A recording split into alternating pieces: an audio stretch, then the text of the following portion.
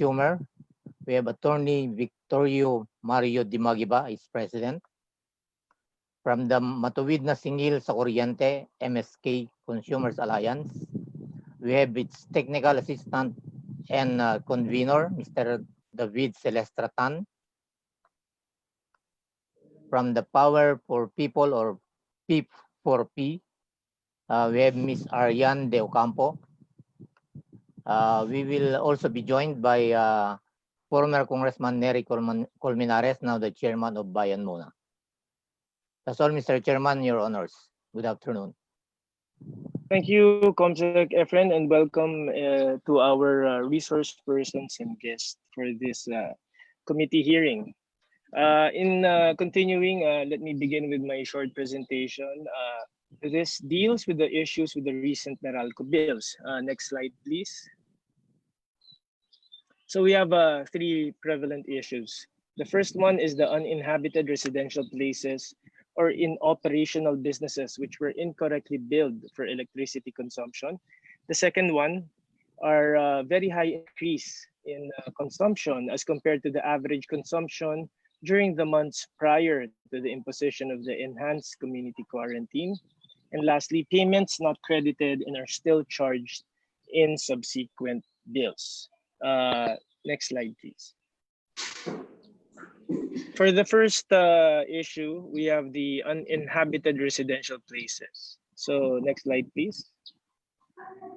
So for our consumer number one, the consumer complaint posted on Facebook stating that an electricity bill was sent to them charging the amount of 8,914.39 with due date falling on June 30, 2020, even though no one was occupying their house. If you can see on the left side, we can see the Meralco bill.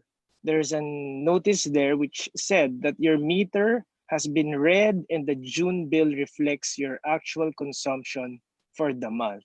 So we'll ask Meralco to comment and react later on after their presentation. So this is one of the problems that are being faced or experienced by our kababayans who are under the franchise of Meralco. So next slide. For consumer number 2, sabi niya, sa akin sarado shop ko, 27,000 bills ko.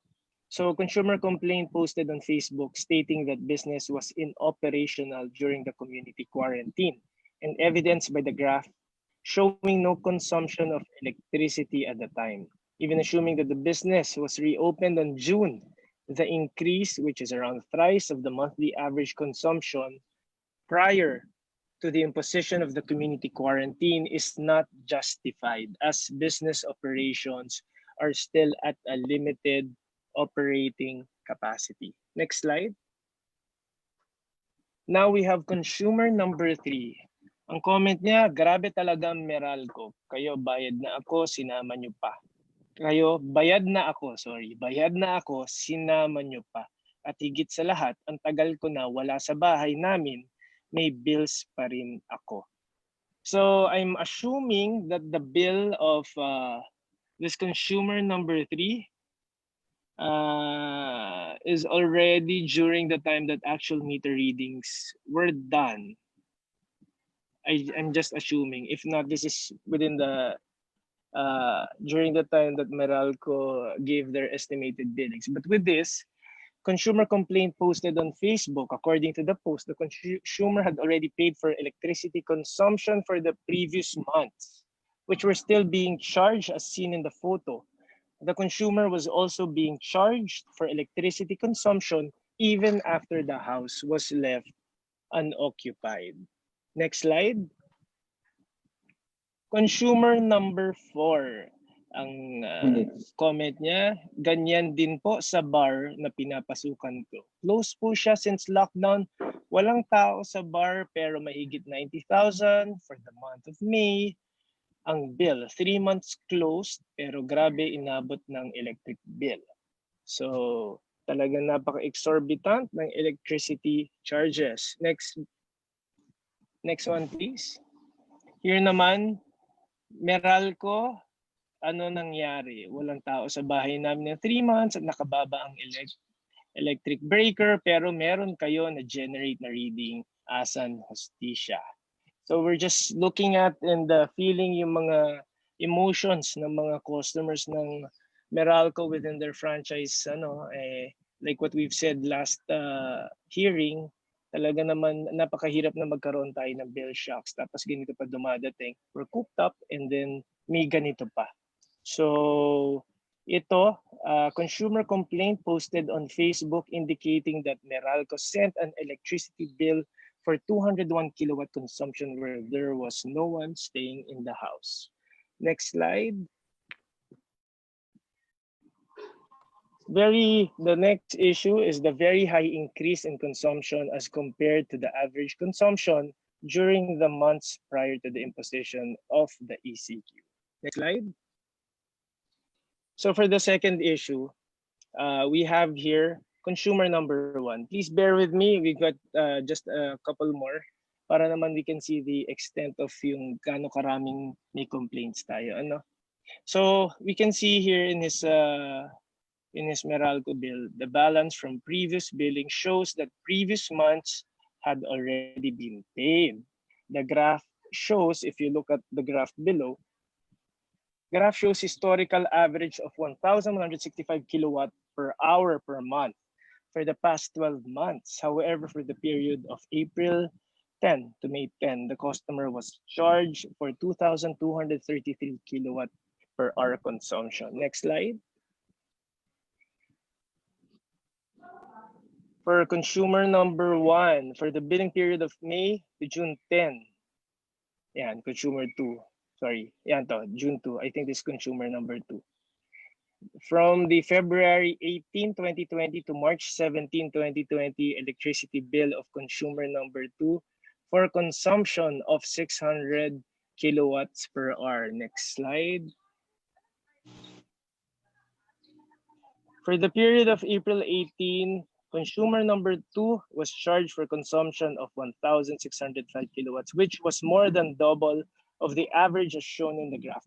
Actually, pag tinignan lang po natin yung mga graph, makikita natin yung tinalon ng pagtaas ng electricity niya, yung consumption. So, medyo kakaiba nga, and we need Meralco to explain this also. Next slide.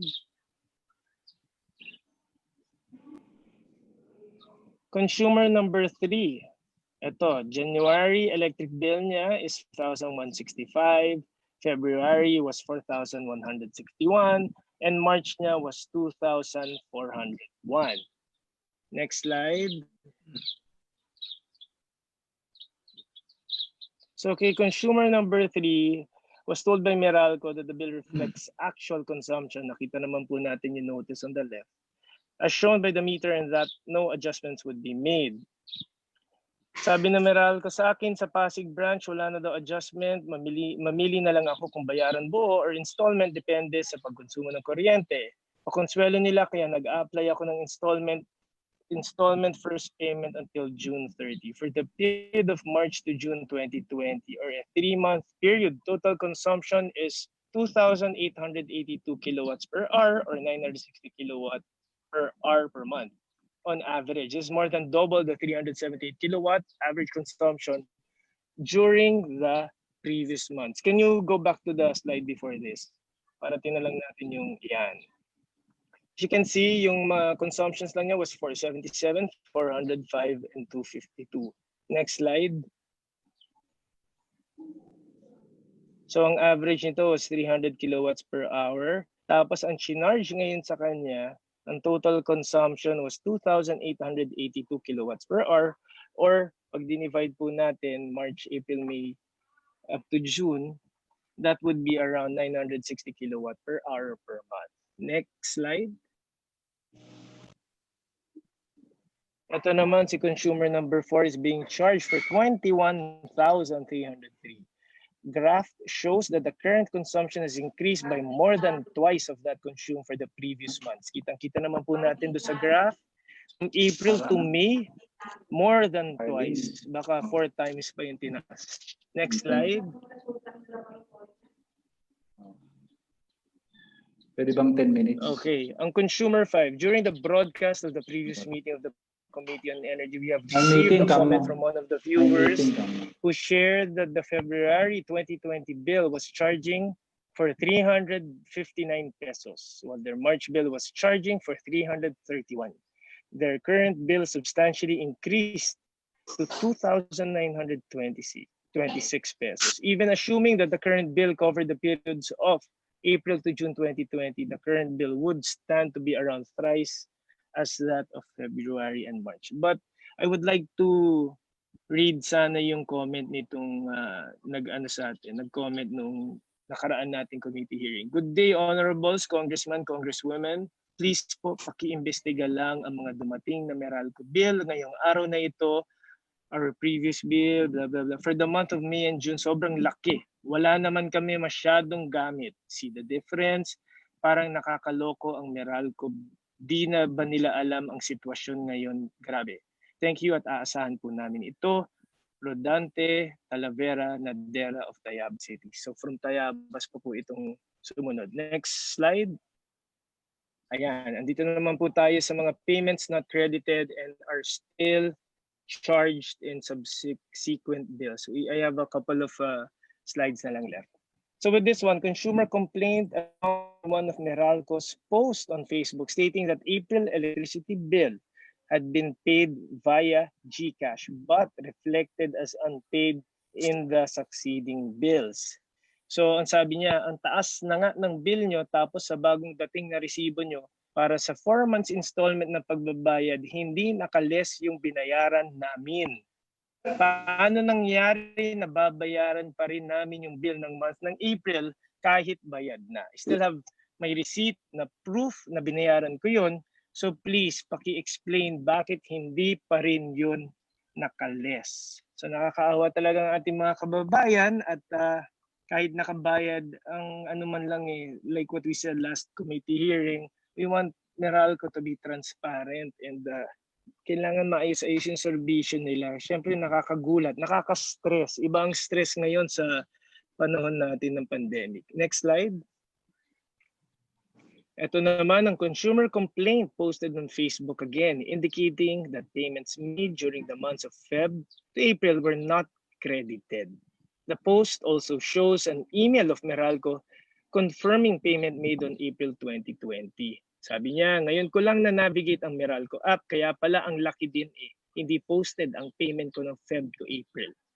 Lumalabas January huling bayad ko. Nag-stop sila ng reading, crediting ng bayad stop din. So nakakaawa talaga. Next one. Consumer complaint posted on Facebook claiming to have settled bills for the previous months, but the latest showed a remaining balance of 7,380. Next slide. Ayan. Consumer complaint posted again on Facebook indicating that they were required to pay for the bill covering the months of March to June when the bills for the months of March to were already paid for. The consumer further mentioned in the post that the claim for refund, the claim for refund was not granted. I hope Meralco is taking down notes and I hope they will answer each and every complaint that is being posted here. Next one, 24. Slide number 24, last 3 slides. Consumer number 5, we have received a customer complaint via email as well. The consumer mentioned therein that their June 2020 bill is more than double their usual bill. It was also raised that paid bills during the ECQ period was removed from their Meralco online account. Wow, medyo mabigat to. So sabi niya, ito, I want to read this. Dear Representative Velasco, I hope this email finds you well.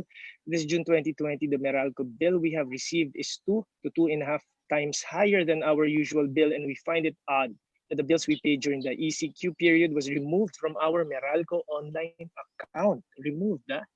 My parents and I cannot reconcile the difference in the bill amount due for the month of June 2020. We suggest that the House Energy Committee would look into it and have committee hearings held. Even if Meralco suggested a 6 months installment payment, itong kailangan malaman ng Meralco. Even a 6 months installment payment, our salaries were budgeted for the whole year. Also, we would like to know how Meralco computed for our bill for the 3-month period of ECQ. Hoping to hear from you soon. God bless. Okay, last 2 slides. Next. And as a result, various channels of Meralco are overwhelmed with complaints that a lot of those complaints are left unattended, nako, leading to further frustrations for consumers. Nakasabi rito, pila ng Meralco main office tagig customers na may problema sa bill, 7:30 a.m. personal experience at tapos 5:20 p.m. Lahat walang malinaw na kasagutan. Tanging sagot ng Meralco ay lumobo dahil nasa bahay ang mga tao, triple lumaki ang konsumo na wala namang nagdagdag sa gamit. Lahat po niyan umuwing pare-pareho ang resulta. Nagsayang ng oras. Next slide. And the last slide. Para po sa mga nagrereklamo ukol sa bill nila, wala po gagawin si Meralco kahit pumunta pa po kayo sa office nila or tumawag sa hotline nila. Magreklamo po tayo sa email. Currently full na po inbox ni Meralco sa dami nagreklamo sa kanila, pero i-email din po natin ang mga taong dapat may pakialam sa issue na ito.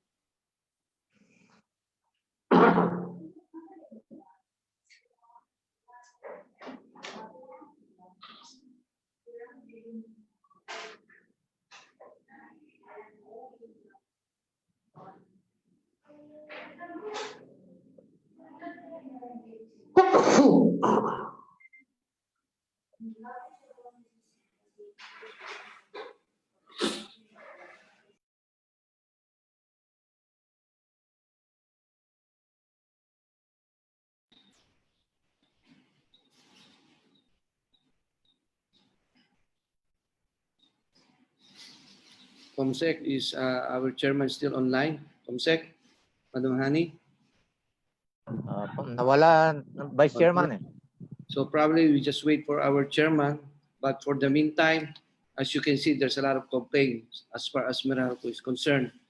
But ang hindi ko ma-take dito yung like this one na walang sumasagot sa kanilang hotline. Maybe while we waiting for our chairman, as you know, medyo mahina signal niya. Okay, go ahead. Thank you, Vice Chair. Let me just finish the opening statement, and so we can proceed with the presentations. Thank you, Vice Chair Presley. Like I was saying, I would also want PEPOA and PhilReca to report on the issue on high electricity rates within their certain jurisdictions. And we would also like to hear from the ERC, the Energy Regulatory Commission, on the complaints that were filed also with the ERC. So without further ado, let's look at, I guess for the presentations, let's look first at Meralco. I think Meralco has a presentation for today. Sorry, also aside from ERC, we would also like other invited resource persons from the consumer group to hear their side also and give their views and comments on the matter. So now I'd like to, before I let Meralco start with their presentations, I'd like to just set some guidelines. May I remind the members that interpellations will be entertained after all the statements, reports, and presentations have been made by the resource persons. Each committee member shall be given 5 minutes to interpellate. Kindly use the raise hand or chat functions of the Zoom app if you would like to interpellate. The Secretariat will take note of the sequence of members who had raised hand or chatted first. Just click your name on the participant's icon. The raise hand word can be found at the lower portion of your screen. Okay, so may I call on Meralco, the first Vice President, Head of the Regulatory Management, Attorney Jose Rono Valles. Attorney Valles, you now have the floor.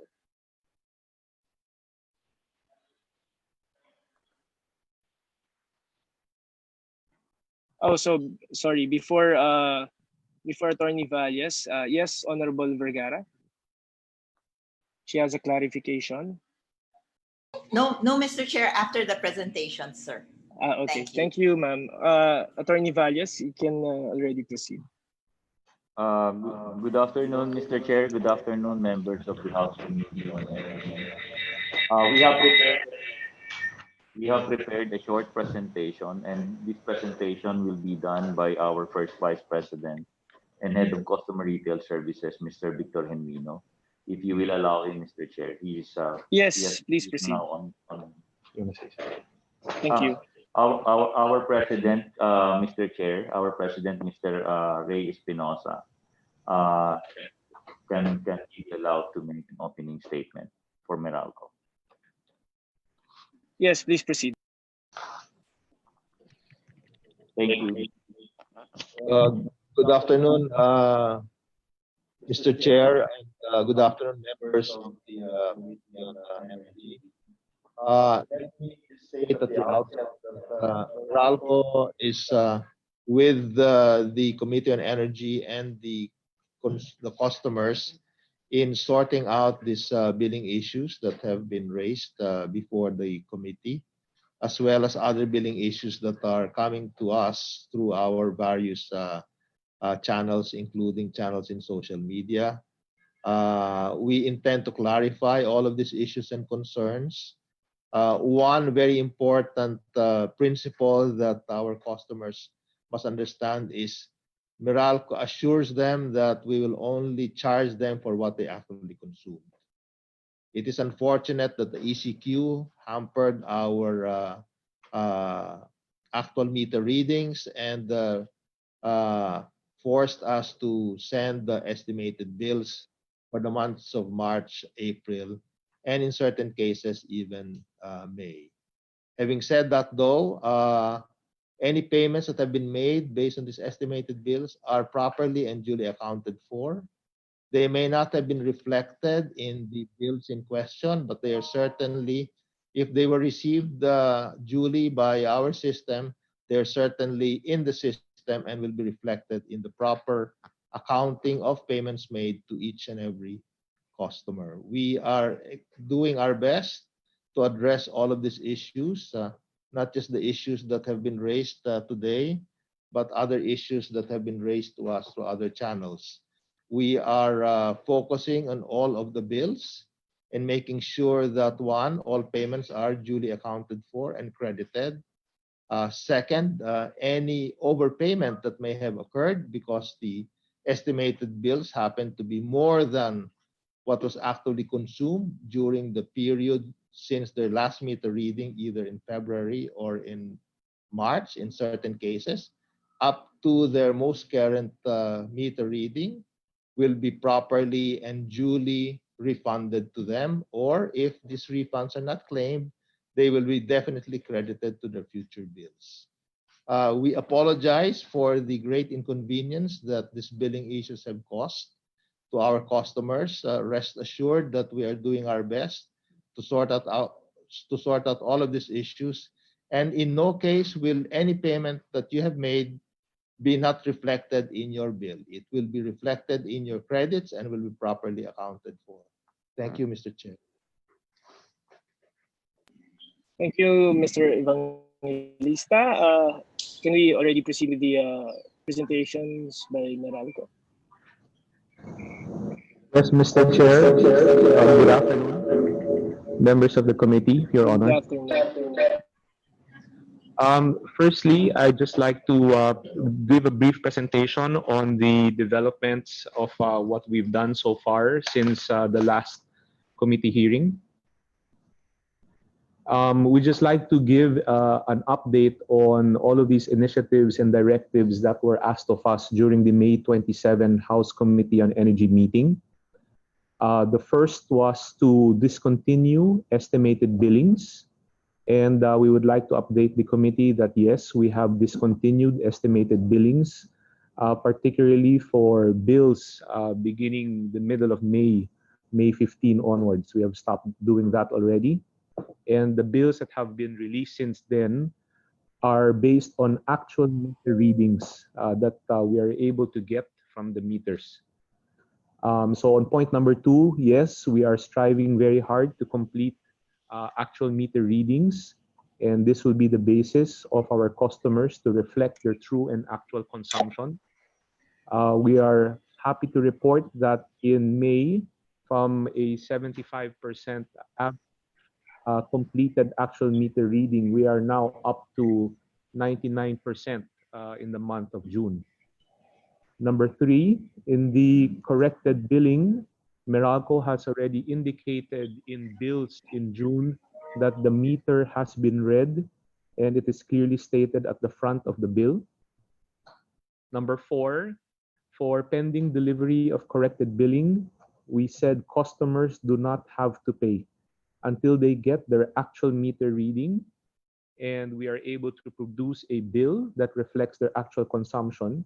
Customers do not have to pay until they get this bill.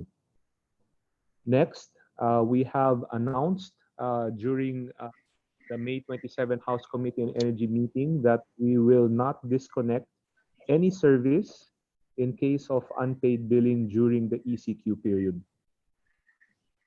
We Sorry also, if I may interject, VP Henrino. For the no disconnection, I think from the last committee hearing, you guys promised the no disconnection till August, or was there a month? Baka siguro we can extend that a little more with whatever's happening, whatever's happening sa ano natin. I hope you guys can consider in extending that no disconnection of services sa ating mga nasa loob ng franchise area. Mr. Chair, Reyes Rosa. Yes, We yes. only take note of your suggestion and request. We will extend the no disconnection until September 30 of this year.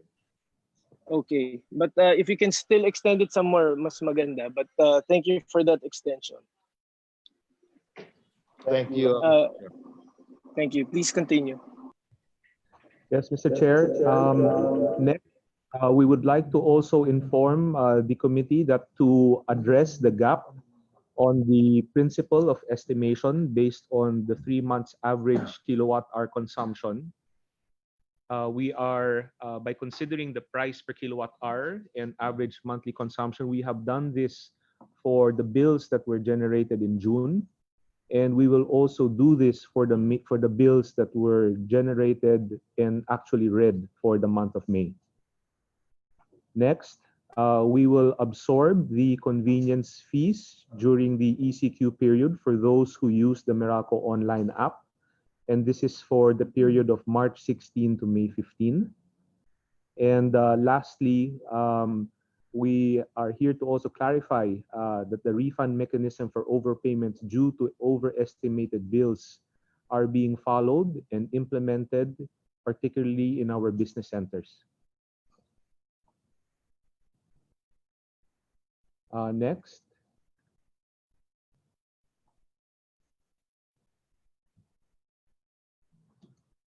We'd also like to give an update.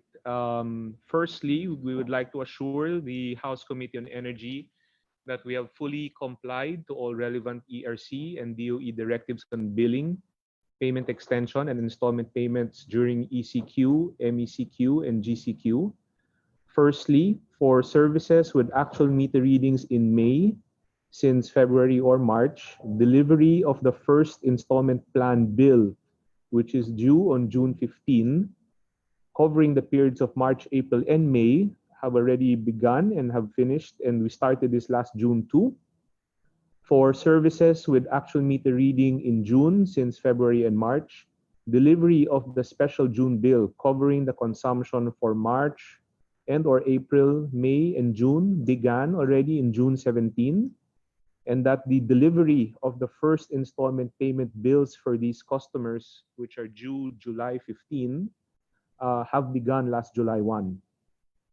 Number three, for our commercial and industrial customers, we would like to say that we will be billing them based on actual usage, and that the guaranteed minimum billing demand will not be implemented during the ECQ, MECQ, and GCQ periods from the periods of March 16 to July 31. As mentioned earlier, Meralco shoulder the convenience fees charged for Meralco online transactions during ECQ, which is from March 16 to May 15. And we have refunded the amount to customers already.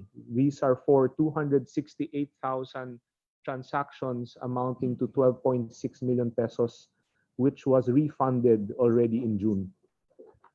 Next, for meter reading costs not incurred during the ECQ, MECQ period for 11.5 million customers amounting to 60 million will be refunded to them on no earlier than July 15, 2020.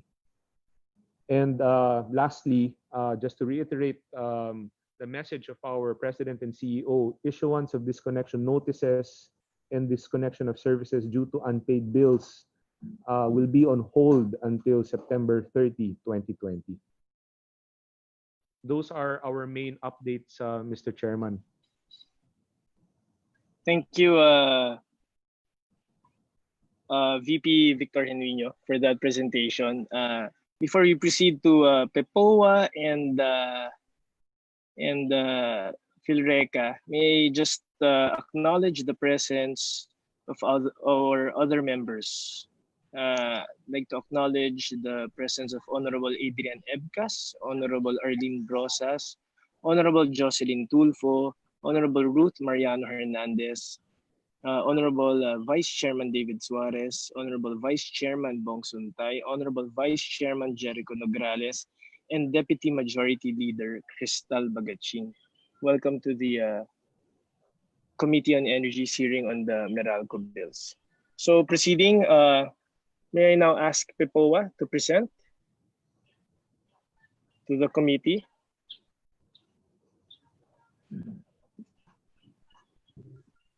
Good afternoon, Mr. Chairman. Yes, good afternoon. PEPOA has no presentation for now. Yes. I will be asking the members of PEPOA to submit a report on what has happened during the ECQ and ECQ on their billings, and we'll submit them to the committee in due time. Okay, please Mr. Chairman. please submit the report to the committee. Yes, Thank Mr. you, Chairman. Attorney Ocampo. Can we proceed to Philreca? Attorney Colingan, do you have a presentation for the committee today? Good afternoon, Mr. Chair. For Philreca, we have no presentation for today, Mr. Chair.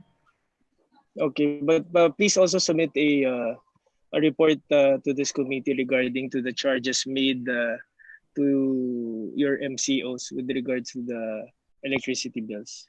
Yes, Mr. Chair. Noted. Thank you. Now, can we ask ERC if ERC has any comments or presentation? Ma'am, I think the chair is here. Ma'am Agnes, are you here? Yes, Mr. Chair. We actually have a presentation, very short one. Okay, ma'am. May we proceed? Of course, ma'am. Okay. With all the complaints against not just Meralco, but some other distribution utilities and some electric cooperatives, we decided to classify the different complaints into three. So we have one, the high or erroneous electricity rates, the violation of the ERC advisories that were issued by ERC during the ECQ, and the individual consumer complaints. So for the high electricity rates, what we have already set exactly what we should require from the distribution utilities so that we will be able to determine whether they are really high, they are within the rates that were approved by ERC. So we need from our distribution utilities, and we have required and directed the submission, and we fixed the deadline on June 30, 2020, or 2 days ago, copies of the bills from their suppliers and from NGCP and from the market operator or from PEMC. If I may, and for individual consumer complaints, we required a copy of the consumer bills And also we try to get from them the facts and information. And for the bills, it is important that we get to have the bills from December, January, and February. February was the last reading that our distribution utilities made. And in order also to find out whether the estimates that are stated in the bills uh, conform to these bills that they have issued. We also require the bills, if ever, that they received during March, April, and May 2020. And right now, the action of ERC is that we are now we are now getting and completing the data and information. And the third and the last is the violation of ERC advisories. So we have actually acted on most of them, but for the third violation, our action is very concrete because we have made an evaluation of all the complaints, and this resulted in the issuance of the show cause order. Now we have issued that to Meralco and to Muelsi too, and there are three others that the SCOs or the show cause orders are being issued to OEDC, to Batelic 2, and to Eleco 3. So these are very concrete actions because from the advisory, we see we got the documents, particularly the bills, and we see that there are already conflicts that we must look into. And as a result of our action, we have resolved about 111 and some others. Now, I'd like to request, okay, that our inquiry will be based on the breakdown. If you see can we have there? If you see our bills, we have the breakdown of electricity charges in our bill. So we have the generation, we have the transmission, of course, the system loss is something that, and then we have the government taxes, the universal charges, the fit all. Now, for our review and evaluation, it's not going to be an easy matter because let's say for generation, for Meralco, we will have to look into what their suppliers have billed them. And for Meralco, there are about 10 suppliers or more that they have. So, Mr. Chairman, iisa-isahin po natin ito for us to arrive at a conclusion whether or not there has been an unreasonable or charges which were not in conformity with the approved rates of by ERC. Also for transmission, we have only one, which is NGCP. But the bill or the statement of account that NGCP will give to Meralco, we will have to disaggregate that amount so that we will be able to determine whether the particular complaint there was really an excess. So that's, for example, for fit all, we need to find out whether the distribution utilities followed the advisory of ERC not to collect for the months, for 2 months after the advisory, which was issued on March 17. For the universal charges, we would like to find out whether there were no additional universal charges that our distribution utilities also have charged our consumers. So that's the reason, Mr. Chairman, that even if we would like to hasten for the investigation, not all the three kinds of complaints can be done as fast as the others. As I said, the violation of ERC advisories is something that is easier to determine, and that's the reason why we already issued the SCO or the show cause order to the 5 distribution utilities and some ECs.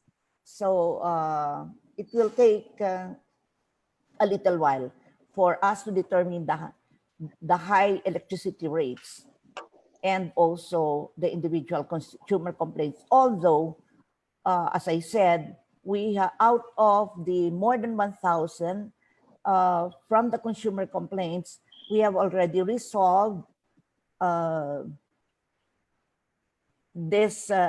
number that we are flashing now on the screen. So for billing issues, we were able to resolve 263 for billing requests because they said they didn't get any bill. And then for brownouts, so we were able to respond to them. 111 has been resolved, 340 has been acted upon by the distribution utility. So, there we also found out in the evaluation of the complaints, Mr. Chairman, that actually there are some with defective meters. So we now require that the consumer, if we said that, we now require the consumers to give us the picture of their meter registration. So these are the processes that are going on at ERC, Your Honor. If that's the whole presentation, Chair Agnes? Yes, Your Honor. Thank you, Chair Agnes, for the presentation, and we would like to thank ERC for their fast actions on complaints filed in their commission. But I hope even if we have to do it one by one, and it will take some time, Chair, I think the committee won't mind and the consumers won't mind also, as we would want to get an answer. And hopefully that ERC create a task force that would focus specifically for these incidents.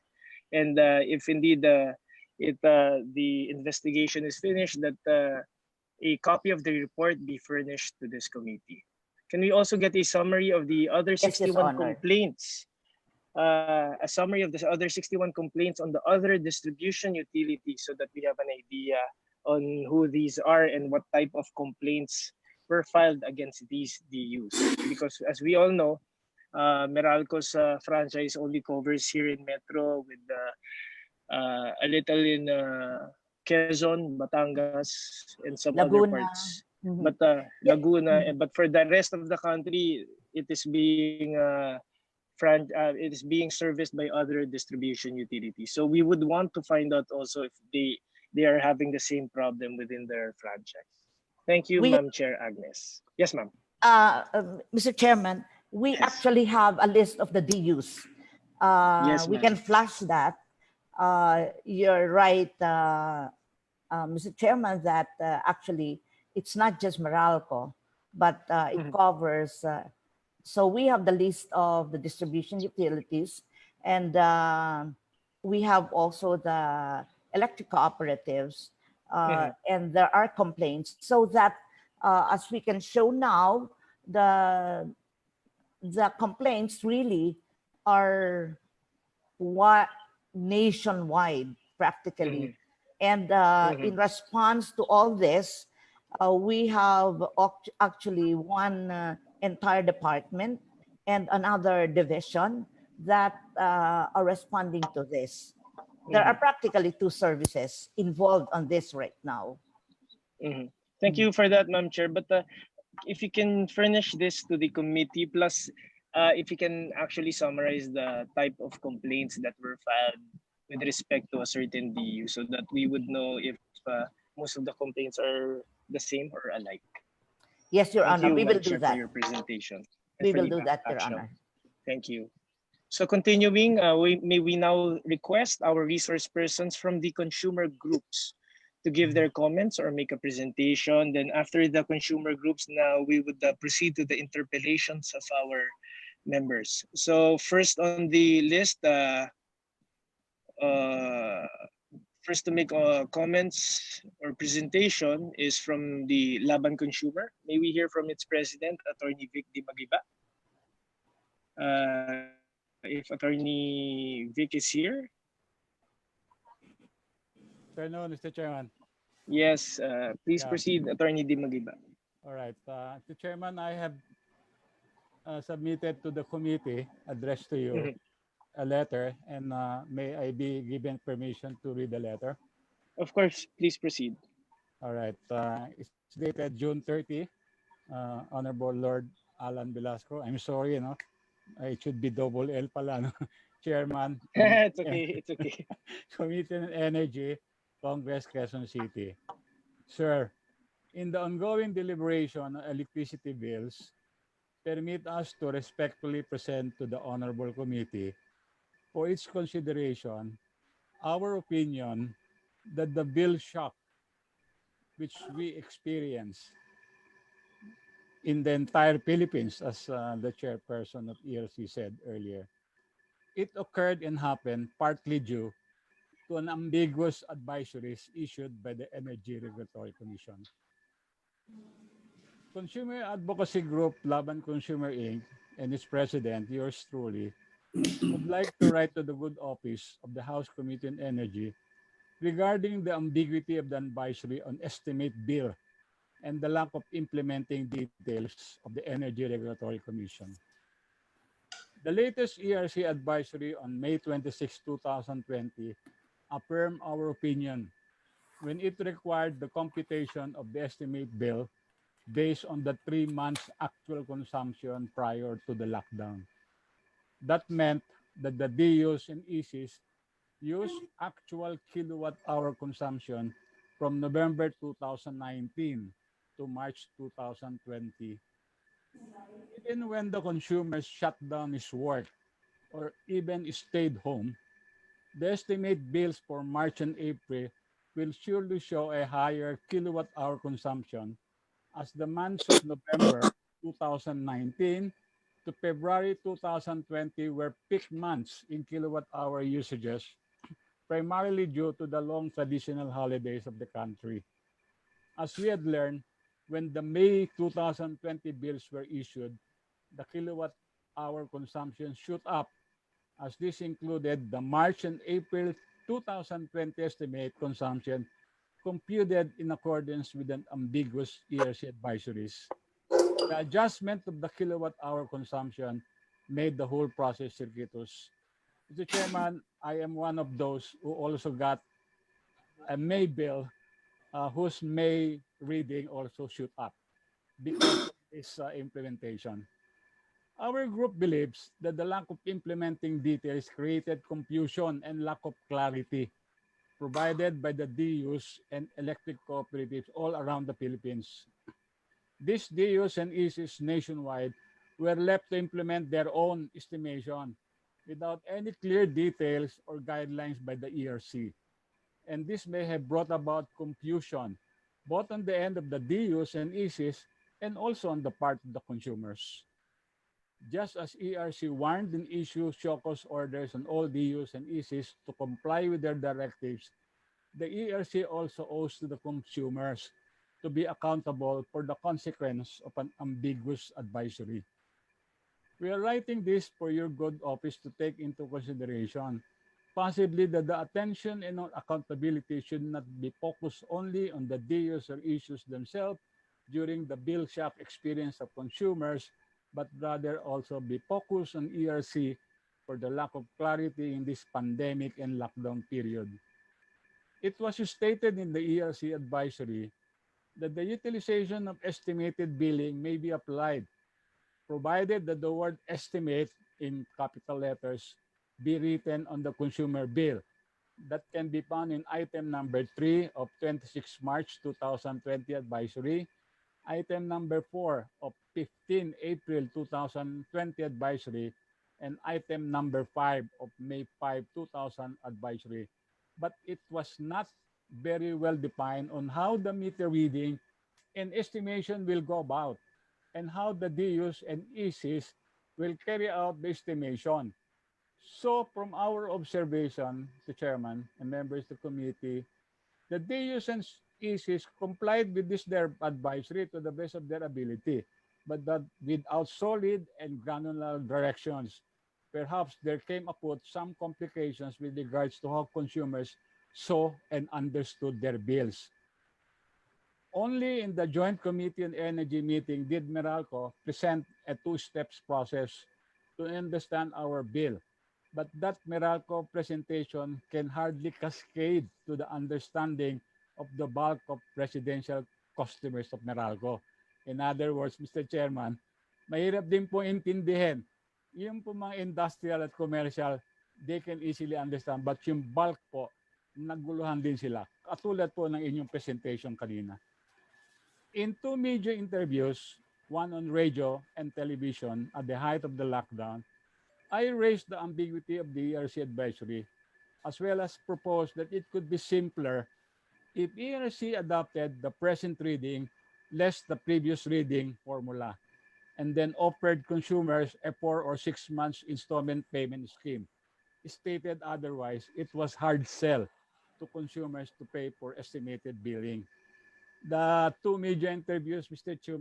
Chairman, is one on radio with Mr. Jake Maderaso of Radio Inquirer, and on the television with Alvin El Chico and Doris Bigornia of SRO program in ABS-CBN. In line with this, as we continue to learn lessons from the COVID-19 pandemic, and we should appreciate for a study, analysis, and investigation by the House on the ERC oversight and room for improvement in terms of releasing the advisories and applicable guidelines during times of crisis so that consumers may be better protected and their welfare may be preserved as well as better informed. Thank you once more for the opportunity to share our consumer advocacy in the matter. Yours truly. Thank you very much, Mr. Chairman. Thank you, Attorney Dimagiba. Thank you for those comments.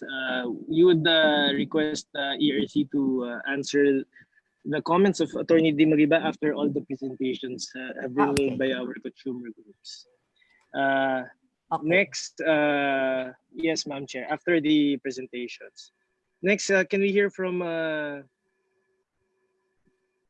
the people for the power for people, Can we start first with the convener of the Matuwid na Singil sa Kuryente Consumers Alliance, Mr. David Tan? Mr. Tan?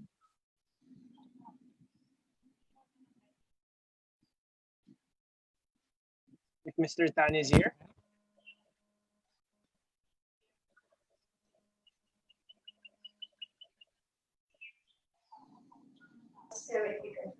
Hello, can you hear me now? Hello? Yes, please proceed, Mr. Tan. Ay, okay po.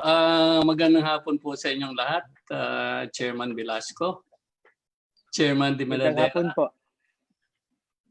Nag-meet man tayo dito sa virtual meeting for the first time. Nakikinig po ako sa mga presentation at ang observation ko po ay tayong lahat ay ang tinitingnan natin ay yung pagtama ng bill sa Meralco. Yung consumption, tama ba? Nag-reading ba? At saka yung mga bayad na hindi pa nalalagay sa bill. Eventually, we believe that these things will be resolved. Siguro na-overwhelm lang ang Meralco.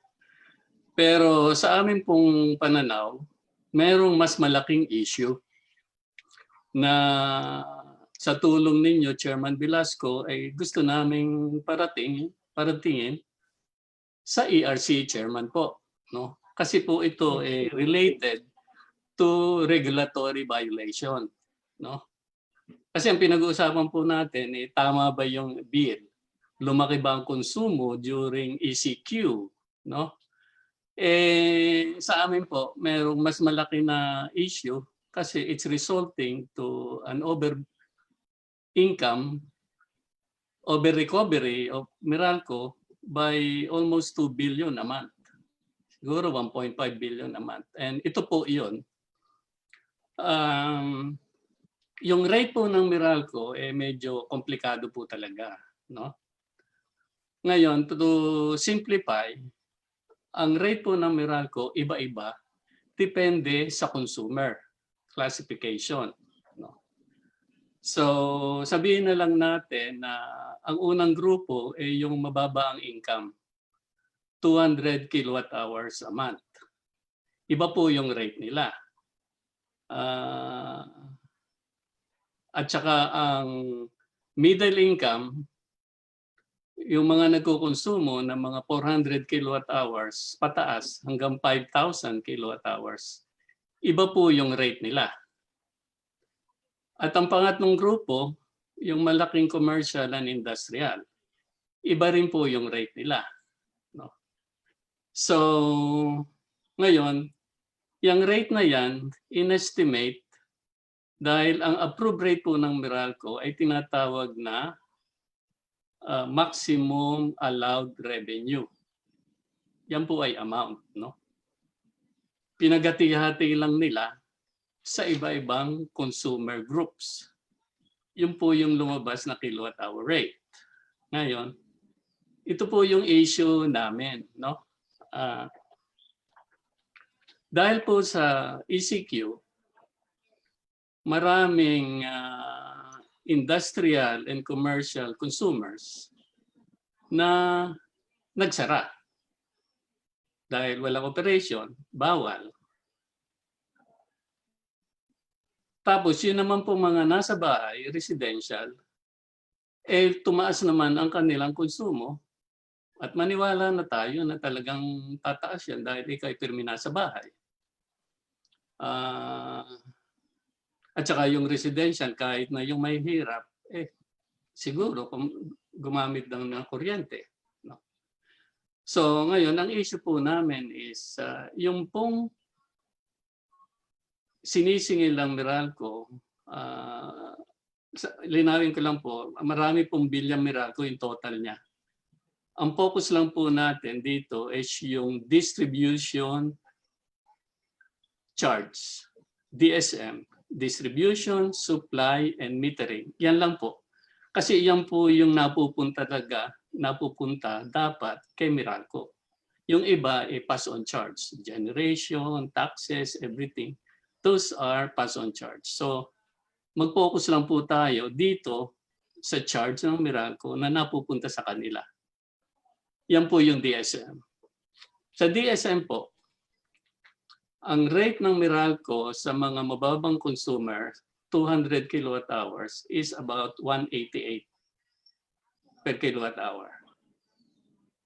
Doon po sa gitna, at sa tayong nakakarami, ang rate po nila 298 may butal per kilowatt hour. Doon po sa industrial, napakarami po nun, pero kumuha kami ng mga gitna, no? Large industrial consumer. Lumabas po sa aming computation, ang singil ng Meralco dun sa grupo na yan, 82 centavos lang per kilowatt hour. Ang laki po ng diferensya, hindi po ba? Okay. Ngayon, yung mga rate na yan, lumabas yan dahil doon ang ma-achieve yung total revenue ng Meralco per year, yung allowed, no? At yun naman ay bilang sila ay regulated entity, may limit yung kanilang dapat revenue at kita. Okay. Ngayon, ito po yung issue na sinasabi po ni Chairman de Manadera na tinitingnan ng ERC yung approved rate nila sa Meralco. Okay. Tama po yun. Approved rate ng Meralco ng ERC para sa low consumer, middle consumer, at saka large industrial. Ngayon, ito po yung nangyari, nakakaiba itong panahon ng ECQ. Yung pong konsumo na dapat nagamit ng large industrial ay hindi po nila nagamit. At yung konsumo na yan, ang presyo po niyan ay 82 centavos per kilowatt hour ang DSM. No. In-estimate po namin na ngayang konsumo na yan, siguro 702 million kilowatt hours for the month of May. No. Hindi po yun nila nagamit. Saan po napunta yon? Kasi may pinuntahan yon dahil doon tiningnan natin ang power purchases ng Meralco for the month. At hindi naman masyado pang bumaba. So, ibig sabihin, yung pong hindi nagamit ng industrial ay napunta, kinamit ng residential. Ngayon, yung power na yon na ginamit ng residential, sisingilin ng Meralco sa industrial at sa residential at 298 per kilowatt hour. Pero yung power na yan na naka-allocate sa industrial, dapat ibebenta lang nila at 82 centavos per kilowatt hour. No? So ngayon, ang issue sa bakit po yan ay issue sa ERC? Pag gaganyan po ang nangyari at pinabayaan si Meralco na dahil sa emergency na ito, ay yung power na dapat ay naibenta niya only at 82 centavos, he will be able to charge residential consumers at 298. Bakit po yan ay violation? Kasi po pag nangyari yon, ang kanyang maximum allowed revenue ay lalampas sa total ng mga 1.5 billion a month. To us, it is a regulatory violation. Kasi ang of the MAR, yung tinatawag ng ARC na MAR, no? Lalampas po doon eh. Ngayon, kita na natin yan. In the normal times, yan pong over-recovery na yan, ay dapat nire-recompute. At pag nakita ng ARC, ipapa-refund po. Pero ngayon na ang mga taong bayan ay naghihirap, at alam naman natin na ito ay magre-resulta sa over-recovery of their income, ay wag na po nating singilin. Yun po itong gusto naming iparating at ipakiusap sa ERC chairman na ito po ay tingnan na natin ngayon para hindi na singilin sa taong bayan.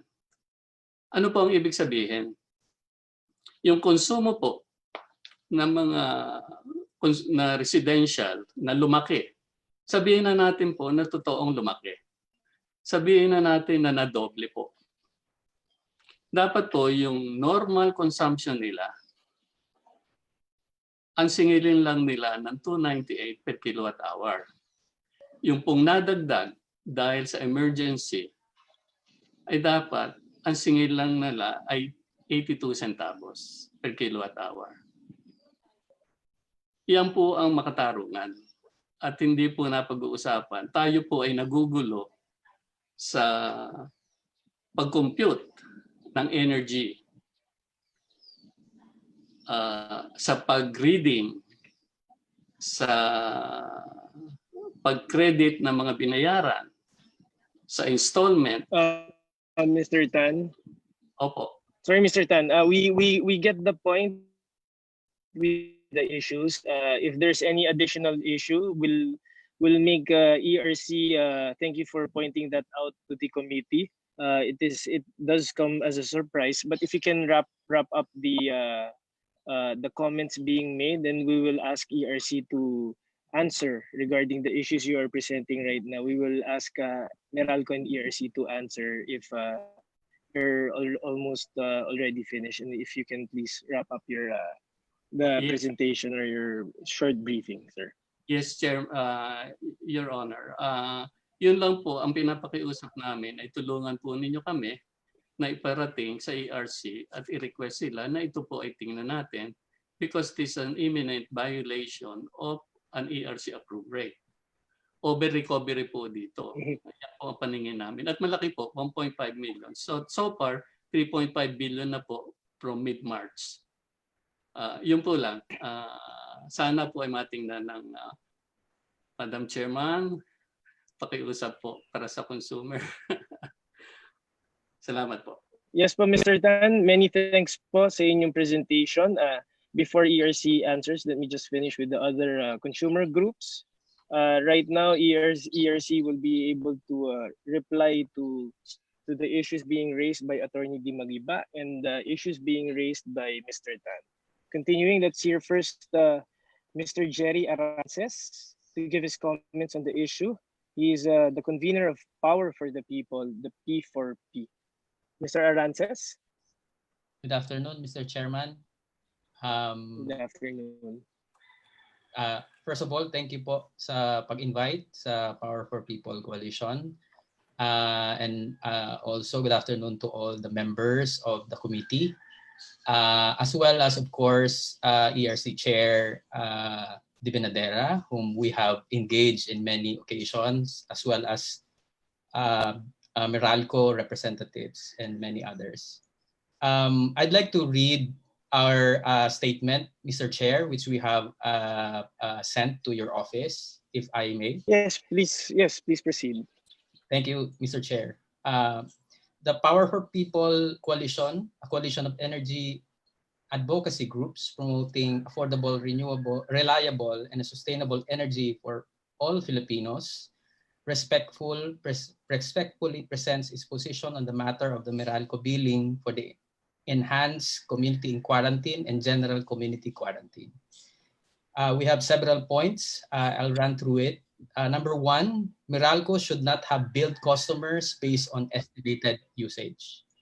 Per section 3.5.4 of the Distribution Services and Open Access Rules, or DSOAR, in the event of a force majeure, Meralco may bill its customers based on their estimated uses only if meters fail to register customers' consumption. Otherwise, meter reading must be done immediately after the force majeure.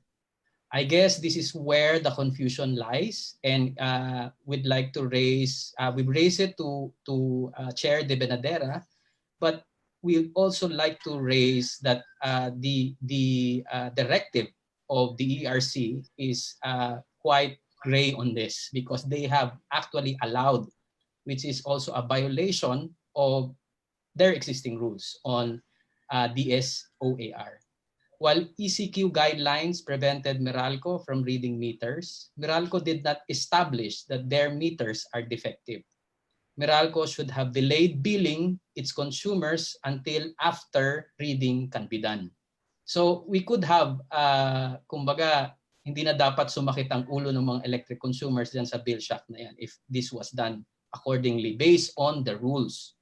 Even if allowed to estimate usage, Meralco used a method least favorable to its consumers. This has been underscored by my colleagues, which included December. It is well known that usage during holiday season is higher than normal. Section 3.5.4 of DSAR provides other methods that would better estimate usage during the ECQ period and more likely result in a least cost bill for consumers, such as the usage of the customer during the same month of the preceding year or the relevant time of use load profile data during the previous month. Second point, Meralco's compliance to ERC advisories during the ECQ is questionable. According to the ERC advisories issued on April 15 and May 5, Meralco must, one, amortize the cumulative amount of electricity bills falling due within the ECQ in equal monthly installments payable in the 4 succeeding billing months following the end of the ECQ. And second, clearly indicate the word estimate on the consumer bill when estimating usage. Meralco's compliance to the aforementioned directives is questionable, such that in its show cause order dated May 29, the ERC also prodded Meralco's action. if it is amortizing the cumulative amount of electricity bill that have fallen due within ECQ from March to May in the 4 equal installments, it is suspicious and numerous bills for May spiked to 3 or 4 times higher than the previous bill. The word estimate is only written on fine print at the back of the bill. Meralco has yet to provide satisfactory explanation to this dereliction. Number 3, Meralco failed to provide sufficient electricity during ECQ. I think this is not being raised in many of these hearings. We'd like to highlight this. In May 6 to 11 alone, 52 tripping events were recorded to have affected 608,253 consumers. Meralco blames these interruptions on kite flying incidents and increased demand from households due to the hotter weather, an excuse that is not new information. The summer period from March to June has always been hot, but the exorbitant spike in May and June bills of many Meralco consumers has not happened before. Thus, outside of kite flying incidents, the distribution utilities facilities of Meralco have an upper limit, which is a disservice to the Filipino consumer, who has to lose electricity right when he needs it most. Meralco itself claimed that overall demand declined in ECQ, which means there are no power shortages, placing the blame squarely on the substandard facilities of Meralco. Number 4, Meralco must do the following to compensate its consumers. Withdraw all bills issued pending meter reading and proper computation and submit to each consumer a supplementary bill which would detail their consumption and total payable for ECQ and GCQ period, with the due dates for the 4 equal payments clearly indicated. I think this should be amended to 6 months because the ERC has decided so. Second point, immediately return the payment of those who already paid for their estimated bills. This is again a violation, which is an accumulation of all refunded, which should be refunded to consumers, or credit the money toward future collections, but only upon the choice of the consumer. Should the consumer opt for a former refund of the amount paid, must be done with urgency. Meralco must not be allowed to benefit from the excess in its cash flow while withholding money that a customer could be using for other pressing needs, especially during these hard times. Third, include the payment for the quarantine period in all subsequent bills as provided for under the ERC advisories. Fifth, we believe that it is the best time to discuss Meralco's pending refunds as a partial solution to help electric consumers during ECQ and post-ECQ. In May, P4P Coalition symbolically billed Meralco 19 billion plus, reflecting the refunds that Meralco has held instead of immediately returning to consumers, plus interest since 2003. The interest was charged in view of the long wait of consumers for their refunds and inconvenient method Meralco uses for consumers to receive their money, and for holding on to the money and effectively securing an interest-free loan from electric consumers for their own cash flow purposes. With many consumers having lost their source of income, the money Meralco has withheld from them should be returned at the soonest possible time. The ECQ bills of consumers can be, after being corrected, charged to their pending refunds. The remainder of the funds returned either as cash or credit to their succeeding bills shall help electric consumers by easing their burdens when their cash flow is low. It is time to correct what has become a routine charade of Meralco, overbilling consumers, making them pay immediately, then being ordered to return what they took at their own leisurely time. Meralco must be assessed a penalty for all instances of overcharging, on top of interest paid on refunds not immediately returned. Meralco should not just return the principal and then all is well, as what happens now. The irresponsible actions of Meralco during this period have caused undue stress to electric consumers already laden with economic and health woes. We trust that the committee would do right by the Filipino people, ensuring that all decisions made by Meralco that will be proven to have offended the interests of its customers will be penalized.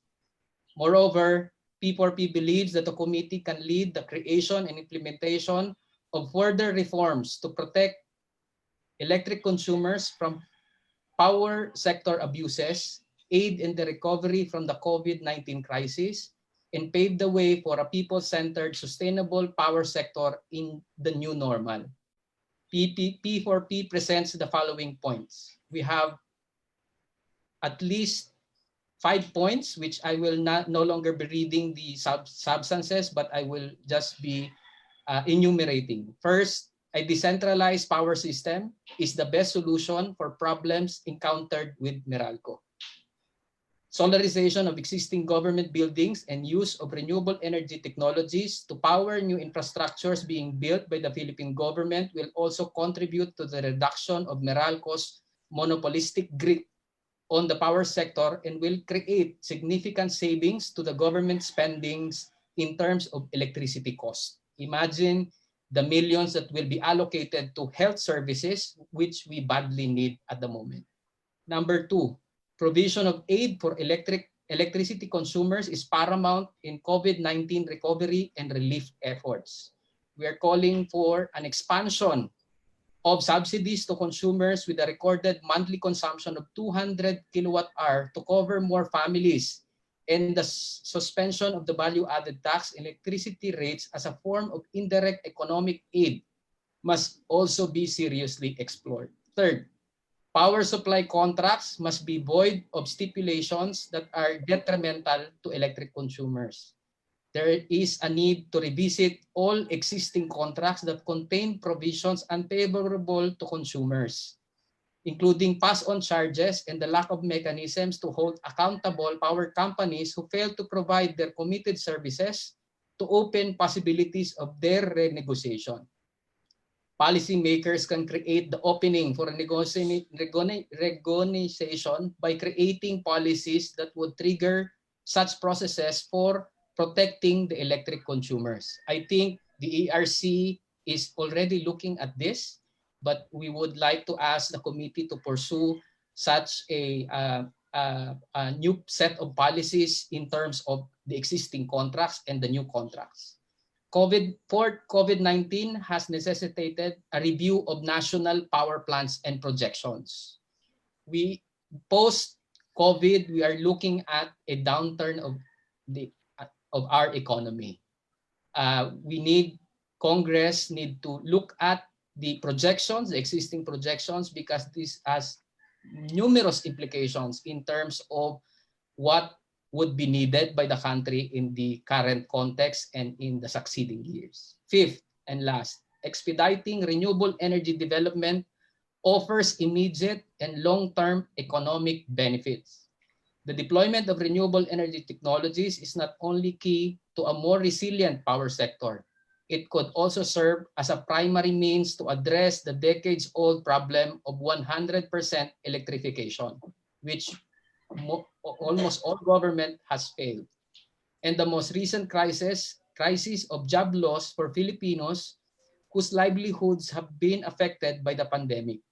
Because renewable energy sources are viable throughout the country, and because microgrids can be uniquely designed for a specific community, renewable energy microgrids, especially solar, are also ideal in cities, and production of necessary materials, implementation and maintenance of such would create even more green jobs than carbon-intensive industries could offer. Tapping into renewable energy as a solution to the looming recession requires the full implementation of the Renewable Energy Law and the creation of policies that will encourage energy players to pursue renewable energy projects. P4P hopes that the Committee of Energy of the House of Representatives will consider its position and proposals with the aim of protecting the right of every Filipino to have access to affordable, reliable, and sustainable energy. Thank you, Mr. Chair, and the colleagues of your colleagues in the committee. Thank you, Mr. Arances, for the insights and comments. And lastly, to present from the consumer groups, we have former Congressman Nery Colmenares of Bayan Muna.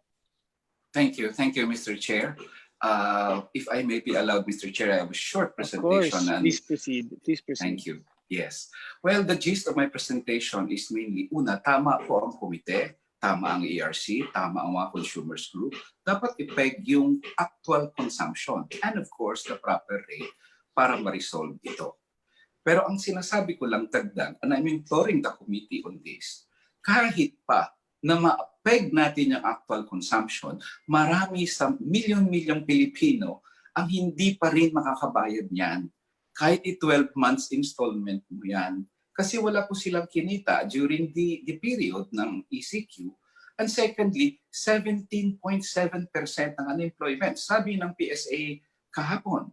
And the highest daw ito in 15 years. At panimula pa lang yan. So ang dami pong unemployed na kahit na actual consumption nila ang singil, hirap pa rin silang magbayad.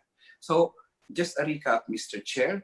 I filed a letter complaint sa ERC noong May 20 of 2020. Ang hinihingi doon, imbestigahan ng Meralco overcharging during the period of March to May. At pangalawa, I asked for updates doon sa refund.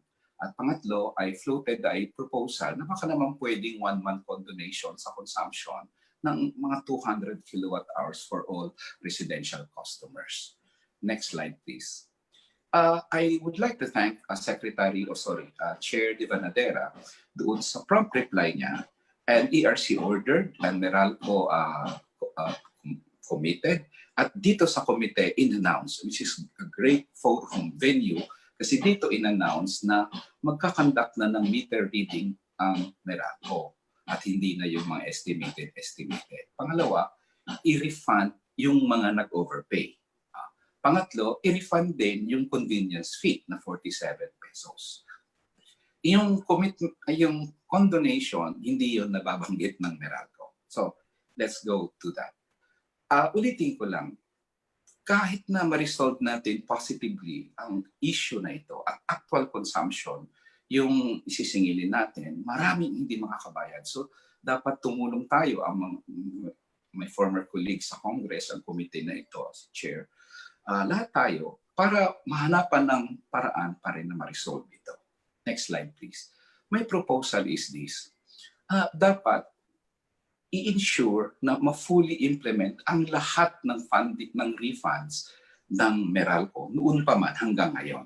Subject to COA auditing under Section 22, Book 5 of the Admin Code. COA has the power to audit public utilities. Okay. So, ang hinihingi po natin dito, other than the other proposals ng mga consumer groups and committee, COA should conduct an independent audit of the following refunds, estimated to be at least 42 billion as of now. So ano po ba yung mga refund na imbestigahan dapat kaagad? Una, how much was overpaid by Meralco customers during the April and May itong 2020 na sabi nila i-refund nila? They made a report kanina, well and good. Ang sinasabi ko lang, for the sake of transparency, sana ma-audit ito. Second, how much was collected by Meralco for the convenience fee? At sabi kanina, 12 million. And how much has been refunded so far? Okay. Next slide, please. But more than that, marami pang refund ang Meralco na kailangan makilatis nating lahat, including ERC. The ERC found Meralco to have overcharged its customers by 0.0731 per kilowatt hour in 2017 at ordered Meralco to refund at least about 6.9 billion pesos. Ang tanong, how much was this, how much was overpaid by the consumers and how much has so far been refunded? Magandang mano kasi pag may natira dyan, di sayang din yun. Magagamit pa yon ang refund ng consumers. Fourth, the Supreme Court in the case of, well, I filed a petition sa Korte Suprema versus ERC in 2014 because of the Malampaya shutdown. Nag-order ang Korte Suprema and Meralco promised na i-refund sa consumers yung nagbayad na ng 4 pesos and 15 cents per kilowatt hours more. More, ibig sabihin kung ano man yung rate noon, dagdagan ng 4 pesos and 15 cents noong 2013. So, ang sabi ng Meralco, we are going to refund this at na-refund na kung ilan man yon. Sana maimbestiga rin niya ng COA at ng ERC syempre. Ilan na ba talaga ang na-refund nyo doon? No, ang estimate ko dati doon, billions it ranges from 5.9 to about 12 billion. But we'll find out kung ano talaga ang refund at magkano. Next slide please. Last 2 slides na lang, Mr. Chair. So, ang next na refund ay yung napag-usapan natin the last time. The Supreme Court in the case of ERB versus Meralco in 2003 found that Meralco overcharged consumers by about 0.167 per kilowatt hour since 1998. So, nag-order ang Supreme Court sa Meralco na i-refund yan by billions of pesos. Note ha, itong overcharging ng Meralco, nalaman ito when the ERB, the Energy Regulatory Board before the ERC, asked COA to audit the charges of Meralco. Nalaman ng COA na may overcharging, that is why, nagsabi siya na may refund. Lumaban siyempre ang Meralco initially, and ang ERB nagsampa ng kaso o petisyon sa Korte Suprema para ma-resolve at nanalo ang ERB doon. So ang tanong, 2003 yun, 2019 na, 2020 na, ang report ng Meralco, may natira pa daw na 2.26 billion pesos na hindi pa nila na-refund. I'm not saying na hindi totoo yun. I don't have any basis to question that. Ang sinasabi ko lang, for the sake of transparency, may malaman natin, totoong habang na-refund yun na yung almost more than 30 billion pesos na overcharging na yon. And napansin ko sa ERC kasi, pag tinatanong natin ng update sa refund, ang ERC would say, well, according to the report of Meralco, ganito nga ang refund na nila. I understand. Ang ERC probably lacks the personnel para ma-audit lahat ito. Kaya nga nagpo-propose ako, andyan yung COA Allowed naman yan sa admin code. In fact, yung overcharging na yan in 2003 was a result of a COA auditing. So ang tanong, how much was actually overpaid doon sa kasong yon? At how much na ang na-refund? Ang sabi nga, 2.26, may natira pa. Pero yun lang ang sinasabi ko, Mr. Chair. Sana malaman natin para kung may mga natira pa dyan, ma-refund pa yan sa consumers. Pero ang crucial na tanong, Mr. Chair, sa lahat ng refunds na to, billions and billions of pesos through the years. I mean, if it's 2003 in order ang refund, I mean, it could have generated a lot of interest through the years. Magkano ang interest na na-accumulate dito? At saan napunta yon? Kasi kung hindi na sole ang interest sa taong bayan, abay, it's billions na rin. I think 2 months condonation kakayanin ng interest kung sakali. At malalaman natin yan pag i-audit ito ng isang independent auditing group. So sana punta yung interest na to at kung malaman natin na hindi pa nasoli ito sa taong bayan, dapat pumunta yun sa taong bayan on the premise na unjust enrichment naman yun. Diba? So yun po yun. Last slide, I think. So, yung question na yan, ma-resolve natin yan. Pero dugtong ko lang, may other possible refunds pa. Ito naman hindi na naka-address sa committee lang, kundi sa ERC na rin. May complaint si former ERC Commissioner Alfredo noon ng overcharging ng Meralco. Ang estimate niya doon at least 40 billion pesos. Sana madesisyonan na yon. Malay natin, di ba? Kung manalo doon, mabalik niya sa consumer.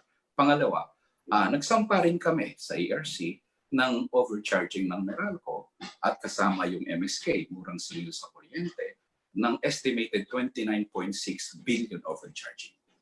Sana ma-resolve na rin yun.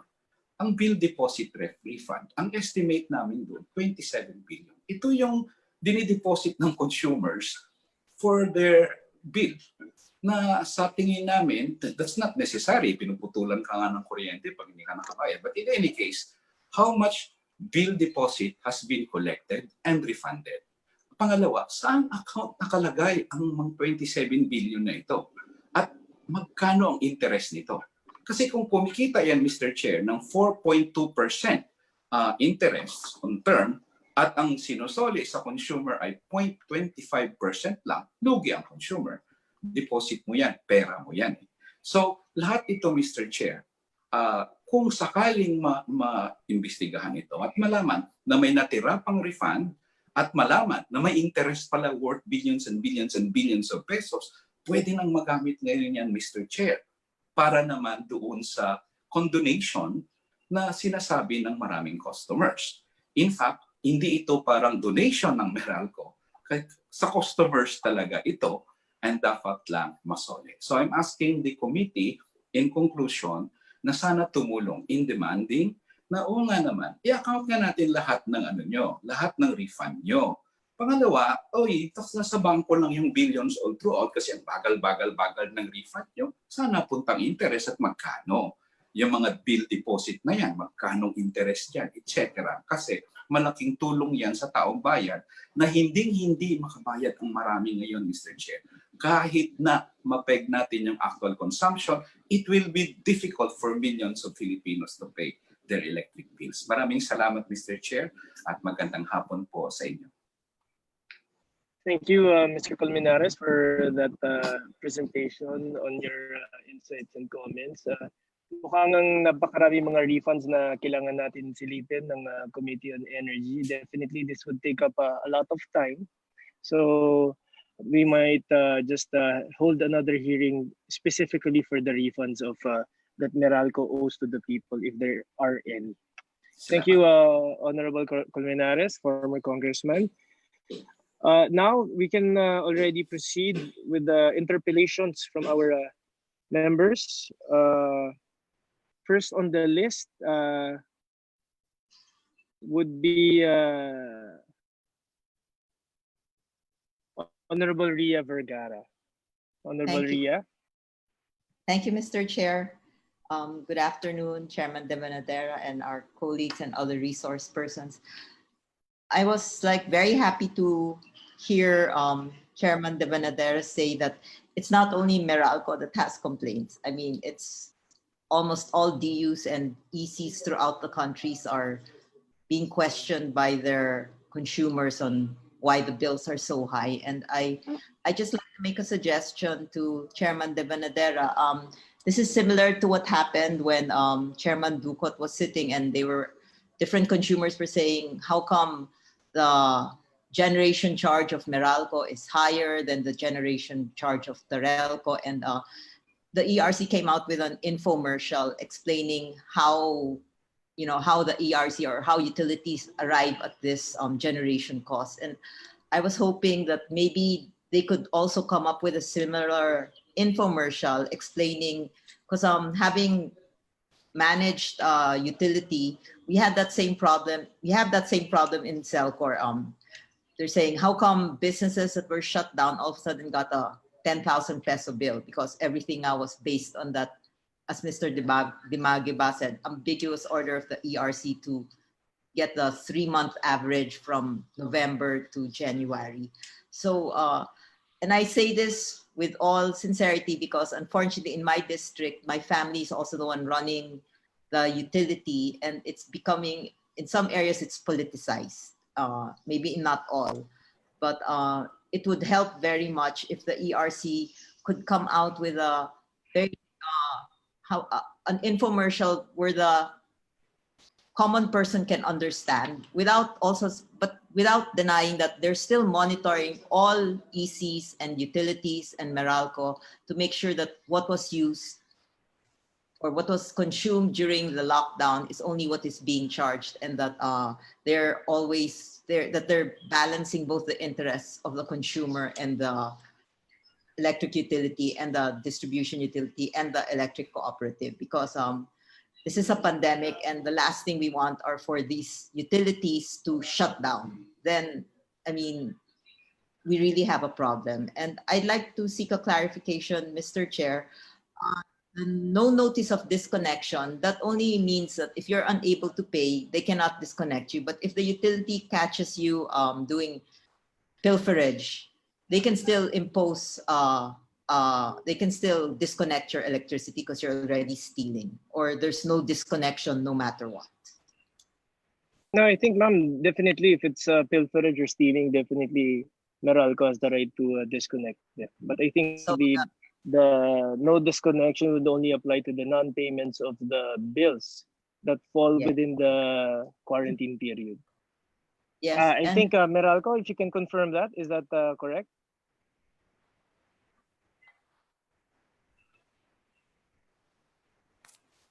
Yes, Mr. Chair, we confirm that statement. Okay, thank you. lastly, Mr. Sorry, Mr. Chair, Chair, malinaw po ba? Malinaw Yes, na. Mr. Chair, Yes, na we heard we you. did confirm your statement. Yes, thank you. Honorable Vergara. yeah, then Mr. Chair, like we mentioned in the last hearing, we and Meralco reiterated today that they will be refunding the 47 convenience charge that was for the Pay Maya during the ECQ. Is this not something that they can just absorb? I mean, because this corona will last for a long time. And I looked, and Pay Maya is actually owned by Smart and PLDT, which is like a sister company of Meralco. Is there nothing they can do so that the consumers don't have to pay for this convenience fee? Meralco?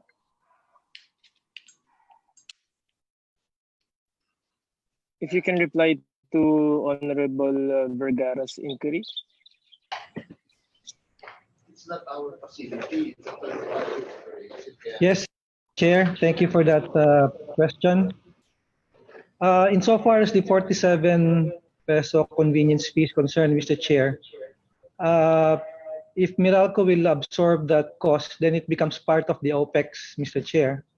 And it will also be part of the amount that will be recovered from majority of the consumers, even those who are not using the online payment portal. No? So in a way, it becomes a cross-subsidy on those people who are not using the online portal, and those who are using it will get it for free.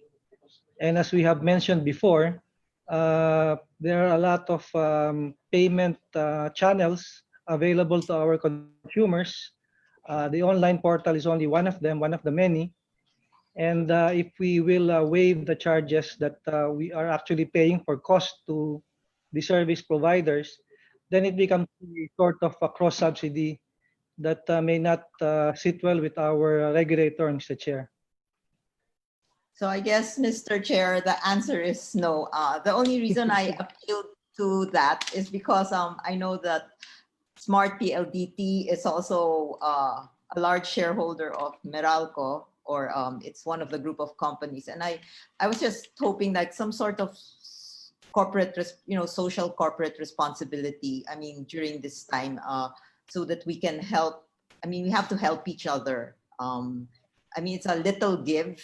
I mean, 49 pesos. And I think if you look at it on the grand scheme of things, Meralco has huge deposits. As a previous person who ran a utility, I know that there are, we have large deposits with banks that maybe we can offset it so that we all have to tighten our belt. And I was thinking that maybe the bigger companies like Meralco and DUs and ECs that have this additional cash flow can use it just to help the smaller people, which is a big percentage of our country.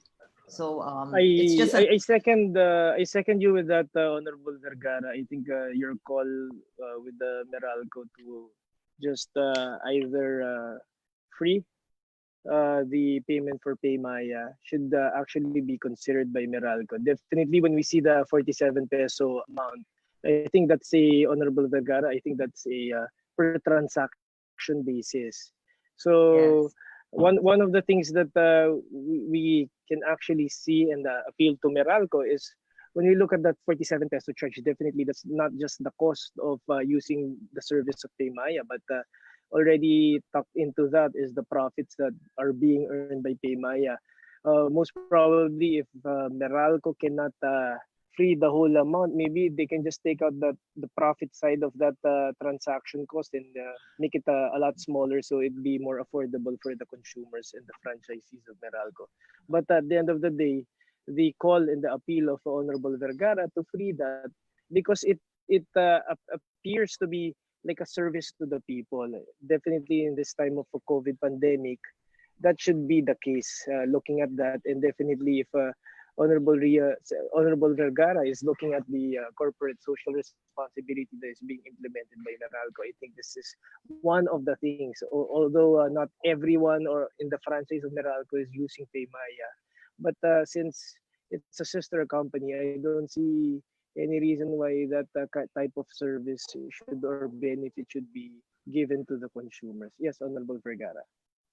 Yes, thank you, Mr. Chair. And may I request the chairman of the ERC to ask, might that be possible to come up with an infomercial so that I mean, because the way the hearings go, parang it's only Meralco that has these problems when it's a nationwide problem, and it would really help if the ERC could reach as much consumers as possible. Honorable Vergara, an infomercial regarding the directives of ERC when it comes to the bills of consumers, as for their electricity bills. Yes, the problems that are faced, because Chairman De Manadera showed her graph, and we saw so many complaints coming from different parts of the country, from different utilities, and not everyone monitors these committee hearings or reads the paper. So like during the time of Chairman Ducot, the ERC did come out with a infomercial on why different utilities have different rates for generation. Yes. I was wondering if they could do something similar to that, addressing this problem right now, if that is something. Definitely agree. Chair Agnes? Yes, Mr. Chair. We can do that in different forms through social media, because it seems that the best way to reach our people now is through social media. So we can do the infomercial in this kind of forms. And actually, we have started doing it. Maybe we should expand our reach. Yes, ma'am. PTV4. Walang Facebook masyado, but they have PTV4, the President's channel. So it would be good. That's all, Mr. Chair. Thank you very much. Thank you, Ma'am Ria, Ma'am Chair. Chair. Before Ma'am Chair answers or replies to the comments made by the consumer groups, let me just finish first with our members who wishes to interpolate. Yes, what is the pleasure of Vice Chair Presley? Yeah, I think you mentioned already that the very interesting question of Mr. David Tan regarding the different charges, especially the shutdown of industrial that has been supposed to be given to the middle class. It wasn't. So I think I'll be glad to hear the ERC or the Meralco to answer the question of Mr. David Tan. And insofar as the CSR, the corporate social responsibility, I think the electric cooperatives, they made their own version, the Pantawid Liwanag program, wherein they already spent almost 400 million pesos and almost 3 million household consumers or the member consumer owners that were being benefited. That's all, Mr. Chair. Thank you, Vice Chair Presley, and thank you to the electric cooperatives for their Pantawid Liwanag program in their DUs. Hopefully the other DUs, specifically the private DUs, would follow suit. So second on our interpellations list, we have Honorable Sergio Dagook.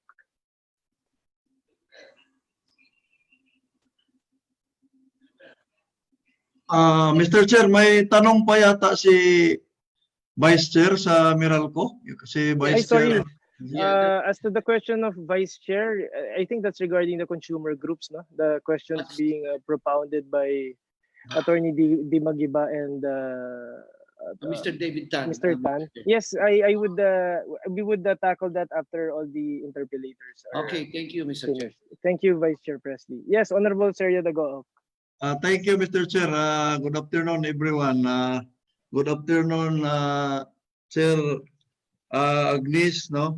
Ang nakita ko kanina sa presentation mo, almost 2,000 ba yung complaints? At ilan doon ang distribution utilities na galing sa electric cooperatives? Chair Agnes? Okay. Yes, Mr. Chair. Let me just take a look again.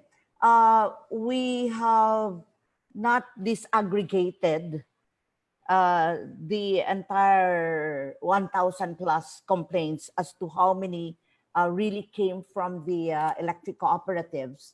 However, most of this actually, because of the sheer number of consumers, most of these really are from are against Meralco because of the size of the franchise area of Meralco.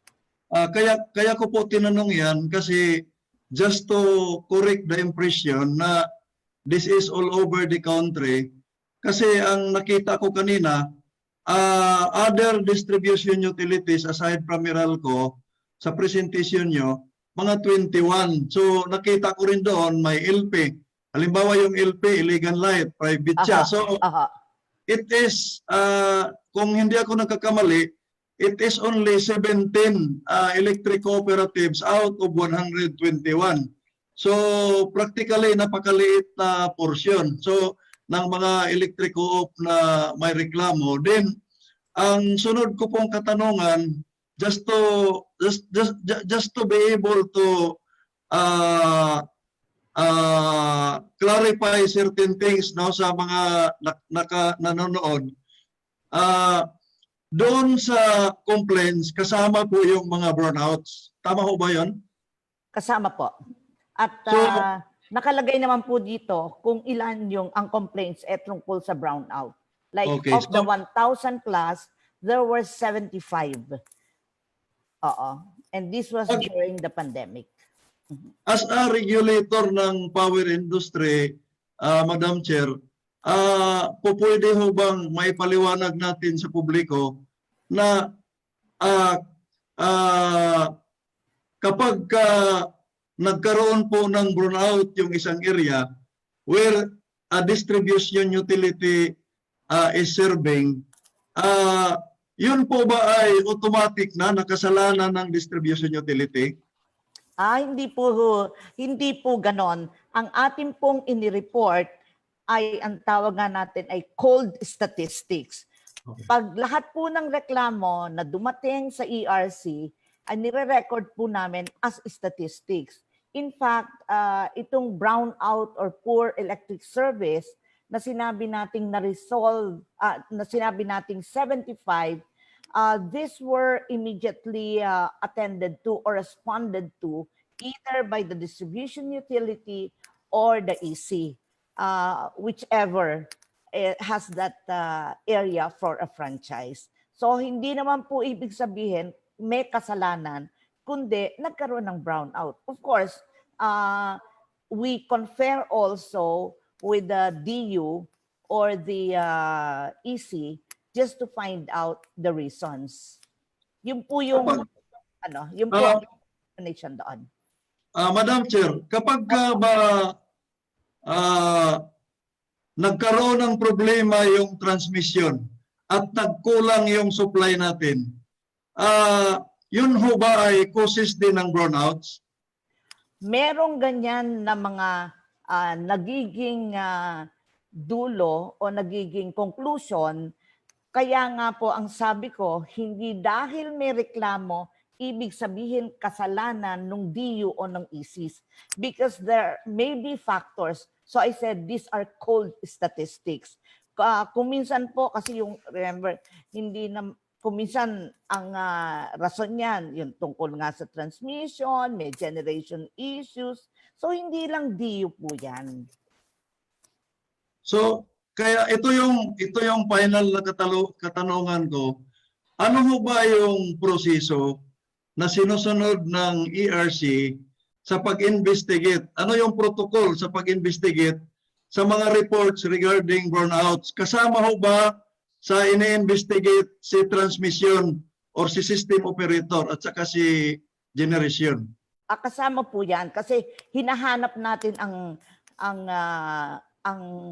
reason kung bakit, cause kung bakit nagkaroon ng brownout. So the first thing that we do at ERC is, of course, to get in touch with the distribution utility or the electric cooperative. And most of the data we get from them.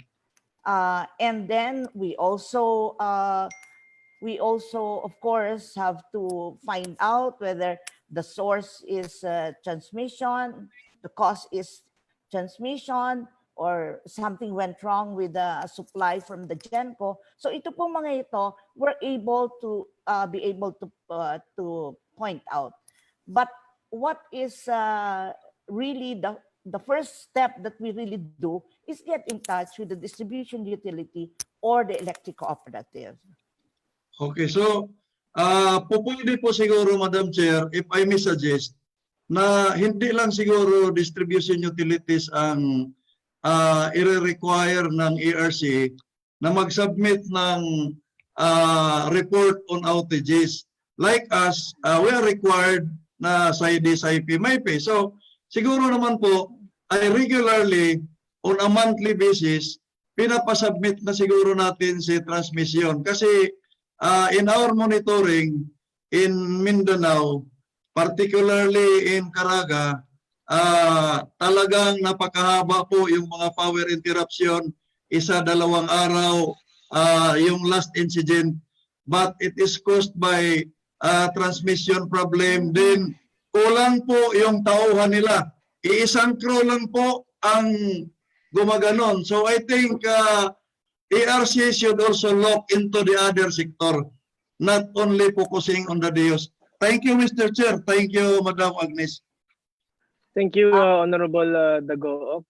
If there are no other interpellators from our members, and before I let Chair Agnes reply, I would also want to hear first from Meralco regarding all the complaints that were brought forward today. Yes, Honorable Guya. Yes. If I may be allowed to interpolate, Of course, Chair. of course. Please go ahead. This is addressed to the Vice President of Meralco, Mr. Chair. Victor. Yes, Genuino, yes. Please proceed. Mr. Chair? Yes, please proceed, Honorable Guya. May I direct my question to the VP of Meralco, Vice President Victor, is he, no, Mr. Chair? Yes, of course. Please proceed. Nandiyan pa siya? I think he's still here. Yeah. Yeah, okay. Andito kasi, you have made mention in your presentation that nahinto na po yung estimated billing. Then yung actual meter reading na po ng mga consumers ang ginawa ng Meralco. Now, did you make some analysis? Meron ba tayong ginawang analysis? Kung ano ba yung difference ng estimated billing versus doon sa actual meter reading? Meron ba siyang malaking difference or what? VP Genuino, if you can reply to that.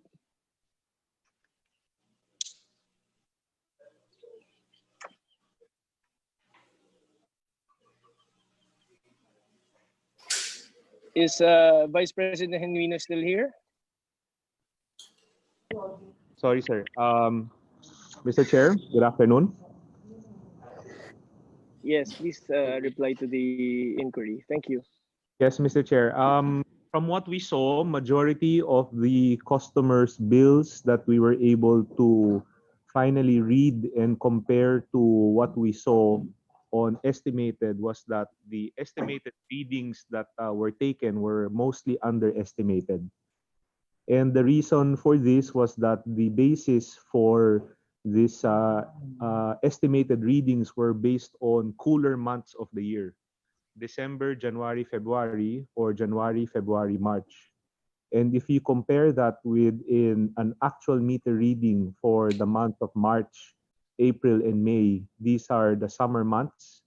These are when most of our people and our kababayans were all working and staying at home. So malaki ho ang nakitang diferensya ho. Mostly underestimated billings ang nakita. And ang totoong nabasa sa mga metro ay malaki talaga ho ang konsumo ng mga tao. Nako, if that's the case, Mr. Chairman, parang magrarally yata mga tao sa Meralco.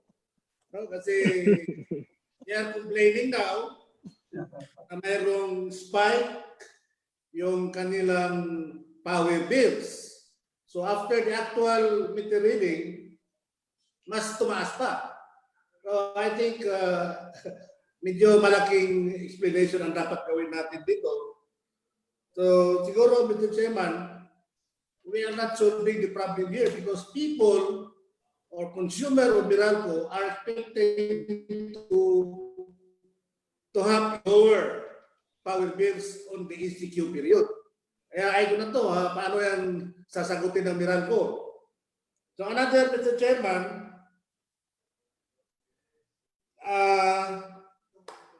itong pag-spike ng power bills is a power bill is the product of the energy consumption, multiply it by the rate of demand for demand. I hope the chairman, the Panadera, will agree with me. So that if there is an increase in power bill, itong dalawa lang po ang nakikita natin i-discuss.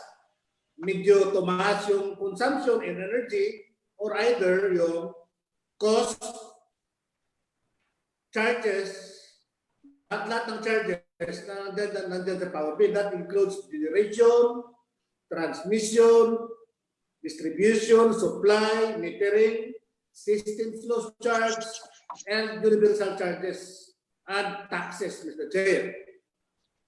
Now, that is why last meeting I am asking about the generation charge of Meralco. Kasi masyadong mataas po. And I know that there are subsidiary generators of Meralco. That's why I am asking ERC to look into the blended generation charge that's being imposed to the customers. And also, Mr. Chair, I'd like to ask Meralco also, if ano ba yung systems loss nila? Ilang percent ba yung system loss nila on the month of May 2020? Meralco, if you can reply to that.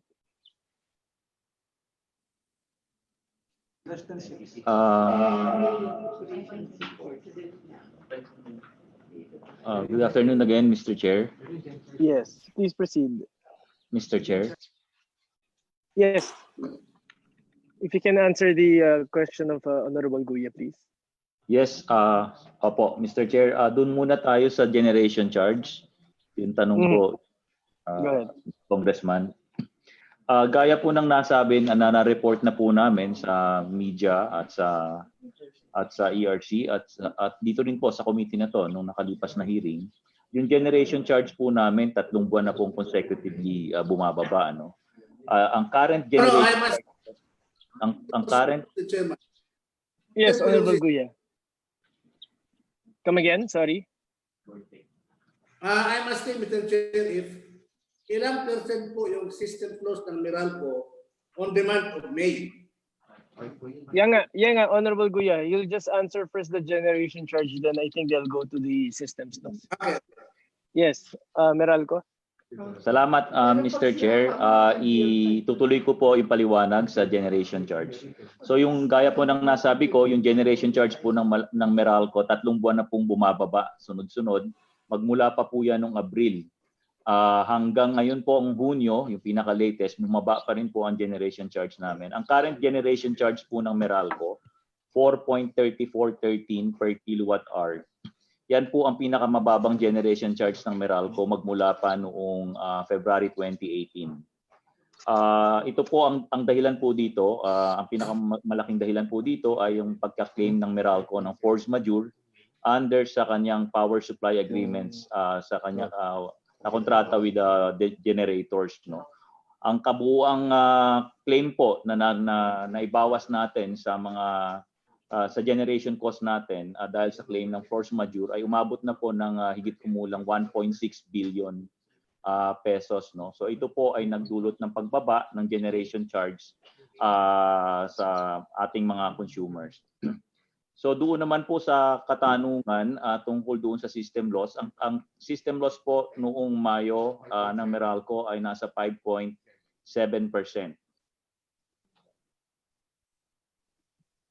Honorable Guya? Yeah, actually, Mr. Chair, I am asking the system loss because on the month of May, ang system loss charge ng Meralco is 0.3472 peso per kilowatt hour. On the average po, yung consumer na nagbabayad ng 200 kilowatt hours per month is paying a system loss charge of 70 pesos, more or less, 70 pesos per month. Now, considering that Meralco is an urban area, Mr. Chair,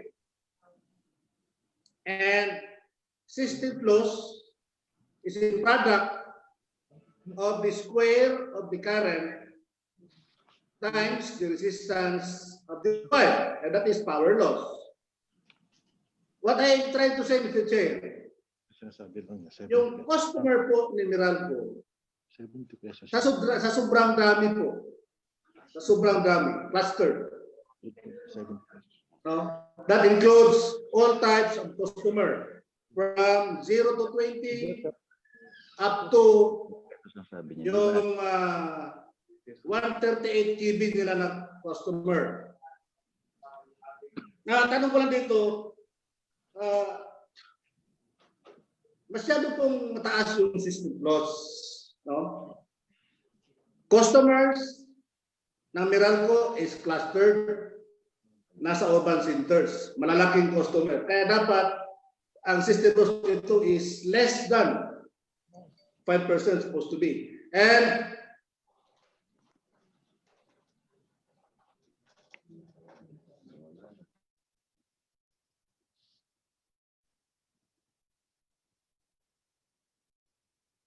yes, Honorable Guya? naputol yata, Chairman. No, go ahead. We can hear you. Yeah, I'm sorry, naputol yung internet. Can I continue, Mr. Chair? Of course, go ahead. Yeah.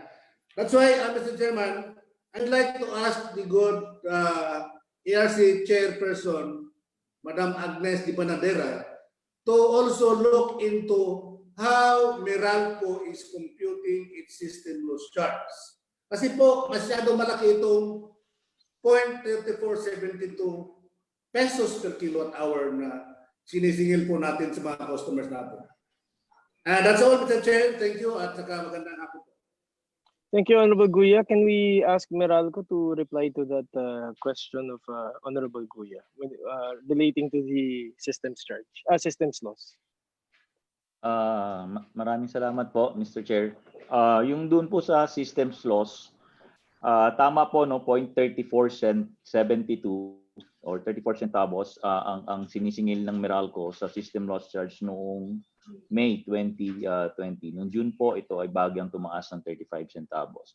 So para sa 200 kilowatt hour na konsumo, yung binabanggit po ni Congressman kanina, ito po ay nasa halagang 70 pesos. Yung singil po naman namin na ito ay ito po ay in accordance doon sa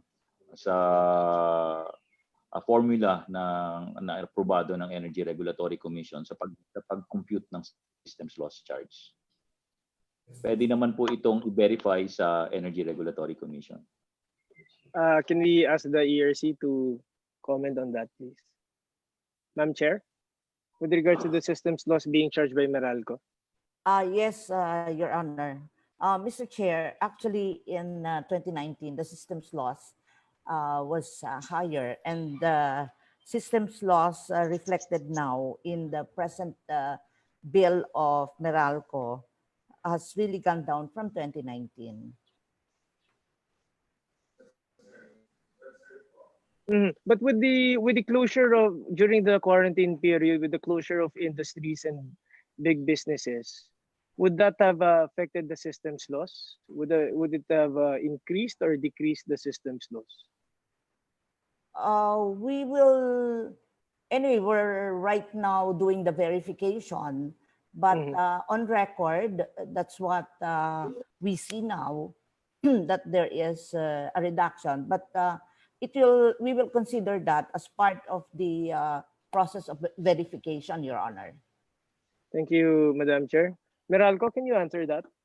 With the closure of industries and big businesses, would that have a big effect in increasing or lowering the systems loss charges?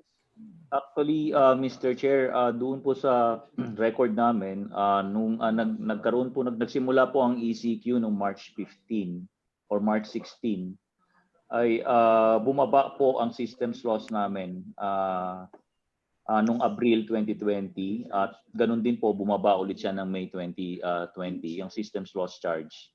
So ilan ang binaba niya, Attorney Galvez? Ang Ilan March ang binaba niya? 2020, bahagya lamang po 0.0003 centavo or pesos per kilowatt hour. And then from April to May, mga a little less than 1 centavo per kilowatt hour. Ang systems loss charge po namin noong 2011 or 2010 nasa around 65 centavos per kilowatt hour. Kaya po malaki na ang ibinaba ng systems loss charge namin magmula pa noon hanggang ngayong current 2020. Ilang percent ng demand ang binaba natin ulit na during the ECQ? During the lockdown? Initially po, yung peak demand 30%? bumaba ng around 30%. Ma'am Chair, I think we should look into that. Yung with the decrease in the demand, whether or not it would really lower the systems loss charge. And if it indeed will lower the systems loss charge, then tingnan natin whether tama yung binaba ng systems loss charge. Kasi parang sa laki ng binaba, I don't know how it relates. So I think ERC should look into that also. Ma'am Chair. We shall do that, Mr. Chair. Mr. Chair? Yes, Honorable Guya. Thank you. Yeah, actually, yung system loss natin is a factor of demand. Demand po yung nag-drive dito. Yung tinatawag nating coincident peak demand at saka non-coincident peak demand. If the demand goes down, Mr. Chair, normally system loss decreases. Rule of thumb po yan. Kaya nga, I'm asking the Honorable Chairwoman to kindly review yung ginamit nilang coincident peak at saka non-coincident peak demand. Kasi ito po yung nagda-drive po sa formula na ginagamit natin sa pag-compute ng system loss charge. Kaya this is something to look into kung pwede po. Monthly po ito, may nagmo-monitor nito. Kasi Meralco is a very big distribution utility. Supposed to be talagang mababa yung system loss niya po. Thank you po. Tama po, Honorable Guya, specifically. That's the reason why I asked kung gaano kalaking binaba ng systems loss charge in comparison to the amount of demand na nabawa. So dapat we would be expecting from the ERC to look into that. Yes, Mr. Chair. We shall do it. Thank you, Ma'am Chair. Honorable Guya, any other questions? That's all, Mr. Chair. Thank you. Thank you, Honorable Guya. Now, can we proceed to Meralco? And if you guys can answer most of the complaints that are being directed to you by your consumers or your franchisees, the 7 million franchisees of Meralco. Kasi talagang medyo napakabigat nitong issue na to. there's a lot of claims na sobrang exorbitant yata yung pagtaas ng electricity nila. So we would want to hear from Meralco yung explanation nila with regards to the issues being presented. Meralco? Mr. Chair? Yes, VP Genuino. Sorry, to be exact, yung present ko kanina, I had three things that I was looking into. The first one would be the uninhabited residential places or inoperational businesses which were incorrectly billed for electricity consumption. Sige, yun muna siguro, sagot muna yung isang issue na yun. And then let's add some more kung yung mga members natin may gusto silang i-add. So that's the first one, uninhabited residential places. Definitely nakakabigla ito. Isipin mo wala ka sa bahay tapos ang laki-laki ng konsumo mo. Can you guys explain kung anong nangyari dito? Yes, sir. Mr. Chair, in a scenario of an estimated reading for a home or a residential premise, you have two scenarios. One is a scenario that the reading is underestimated, and the other is a scenario wherein the reading is overestimated. So kung ang isang bahay ho, wala hong nakatira o yung mga nakatira ho umuwi, and it becomes uninhabited, and we use an estimation formula based on 3 previous months consumption, ang lalabas ho sa case na yon is that it's an overestimation. Ang gagawin ho ng Meralco for cases like that, once we are able to do an actual meter reading and we are able to determine the true consumption of the customer, Meralco will refund or credit to future bills any of the amounts that have been overestimated to a customer. Okay. So mostly what you're saying here is the reason why they were billed parang they got an electricity bill na medyo mataas was mainly because this was done during the time na nag-estimate pa ng bills ang Meralco. Is that true? That is correct, Mr. Chairman. Okay. So so if that is going to be corrected, and I assume that you're already correcting that mostly because I think you have already read 99% of all your franchisees. Is that correct? That is correct, Mr. Chairman. Okay, so ako na lang, nananawagan ako sa mga kababayan natin na yung mga kanyang mga bahay or yung lugar nyo na hindi nyo naman pala uninhabited sila, hindi nyo tiniran. Kung nakatanggap pa rin kayo ng bill na mataas pa rin kahit wala nakatira, if you can let Meralco know about it, or kung hindi, you can actually email this committee and let us know para we can direct it to Meralco para naman masagot nila. Hopefully Meralco with this total nag-actual meter reading na kayo. Hopefully wala na mangyari na magcha-charge pa rin kayo sa isang bahay na wala namang nakatira pala. Talagang nakakapagtaka yan. And we will hold it against you pag nangyari pa yan. Okay, so the next naman, let's look at the yung very high increase in consumption as compared to the average consumption during the months prior to the imposition of the enhanced community quarantine. Yung mga present ko kanina, if you looked at the graphs that were presented in the electricity bills, medyo may isa doon parang 4 times the amount of usage. Yung iba naman double, iba triple. Can you guys explain? I don't think we can attribute this to the amount of time that they stayed in lockdown if it's 4 times their bill. Parang medyo nakakataka naman. Sige nga, Meralco, can you explain please? Yes, sir. Well, generally po, the basis of the increase is coming from months that Meralco couldn't do actual meter reading during ECQ. So nag-estimate ho tayo ng mga meter reading ng mga meters based on 3 previous months consumption. And ito ho yung mga malalamig na buwan. Normally, ang ginamit ho natin was December, January, February for March consumption, and January, February, March for April consumption. So these are if you look at the overall demand of Meralco on a yearly basis, these are our low months, the cooler months. Ngayon ho, pag ginamit ho yung estimated consumption during low months, nakapag-actual meter reading na ho tayo ng Mayo, ang mangyayari ho is makakapture natin yung buong konsumo niya from his last meter reading, which was most likely in February, and his present meter reading in May. So, nasasakop po niya ang lahat ng mga estimated consumption na renender natin plus yung mga adjustments kasi mababa ho yung ginamit na months to do the estimate, nadagdag ho yan sa actual consumption ng customer nung Mayo. So, what you will see in a May bill is the May actual consumption plus adjustments coming from March and April, and the estimates that were used were cooler months. So kaya ho talagang makikita ho ng customer na tumaas ho ang konsumo niya.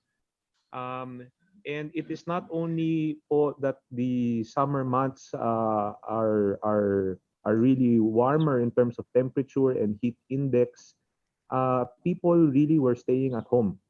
So pagdagdagan nyo ho yung dalawang factors na yon, people working, staying at home, plus the warmer months, plus the underestimated consumption from the previous months, makikita nyo ho talaga ho may spike ho ng consumption ang isang consumer. Yes, pero I think you're also explaining it as if the bills were given during the time when the bills were estimated only. But I think most of the complaints now are because of pagkatapos ng ginawa nyo ng actual reading. So definitely it really comes as a bill shock, mainly because nagpo 4 times yung taas.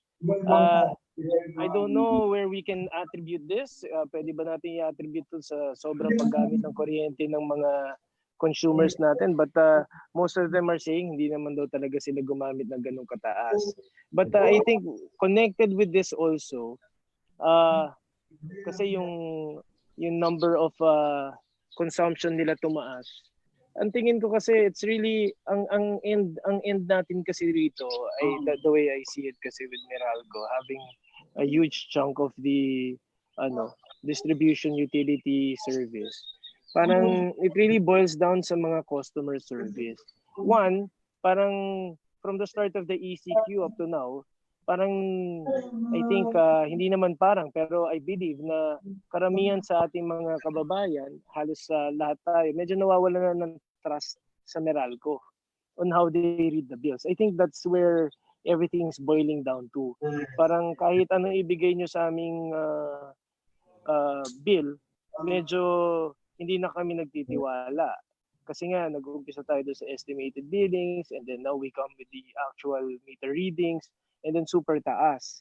So parang ayaw na namin maniwala na totoo yung binasa nyo. How does Meralco ba do their meter readings yung mga tao nyo? You just read it without informing the household na you're doing the reading and showing. Do you guys show yung actual reading sa mga customers nyo to specifically show them ito yung naging reading sa metro natin?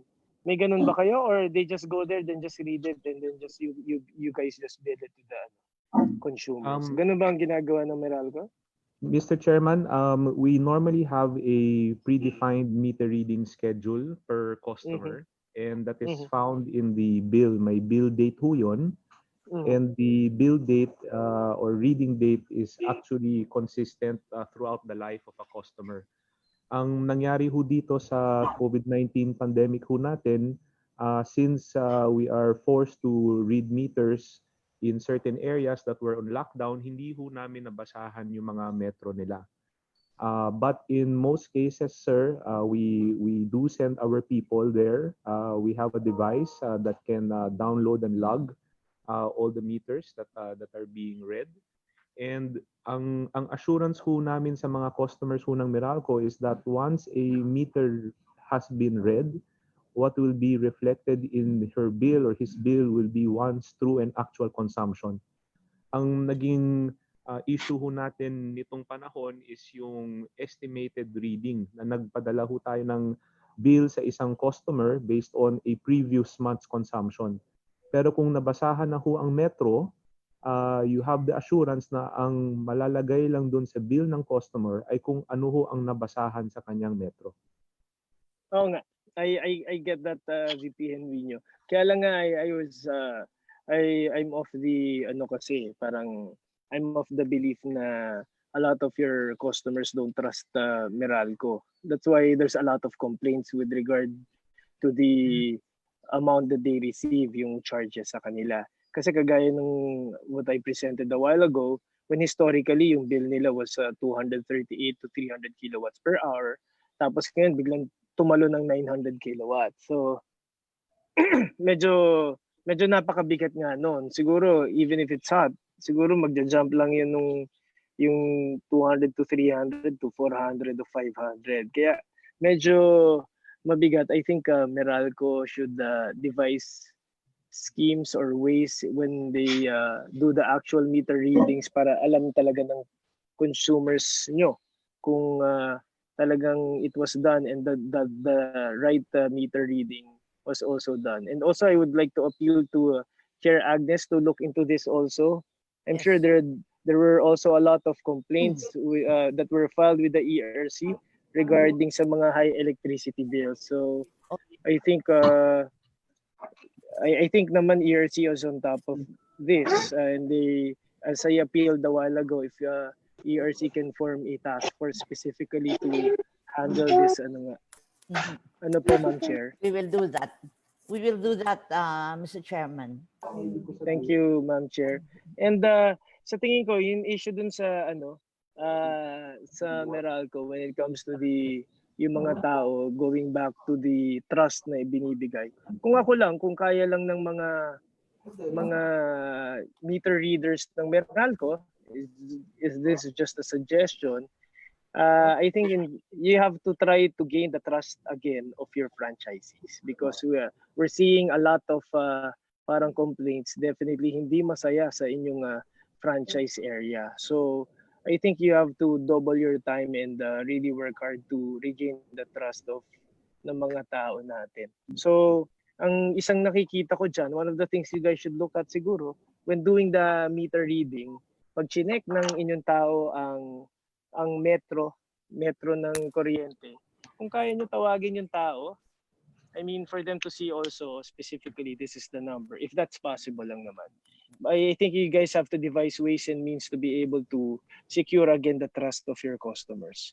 So lastly, yung isang issue ko na lang, yung third one is yung mga payments daw na not credited and are still charged in subsequent bills. Ito medyo mabigat to, mainly because I'm sure Meralco already has the system in place. Marami sa mga customers nyo are paying online and they are paying in advance even during the time na estimated bills. Nagbabayad na sila. So even after that, kahit hindi nagre-reflect yung binayad nila doon sa pinadala yung pinaka-recent bill. Ito yung mga mistakes or negligent on the part of your system na parang adds additional stress. Alam niyo po sa mga kababayan natin, siguro sa tingin niyo maliit lang yan, but to a certain person who's been locked down for 3 months and seeing a bill shock like that, tapos hindi sila employed, ang hirap ng employment ngayon, tapos hindi pa na-reflect yung binayad nila, medyo ang bigat na nung ginawa nyo. Parang yun yung mabigat rito. So I think there's something wrong with the system.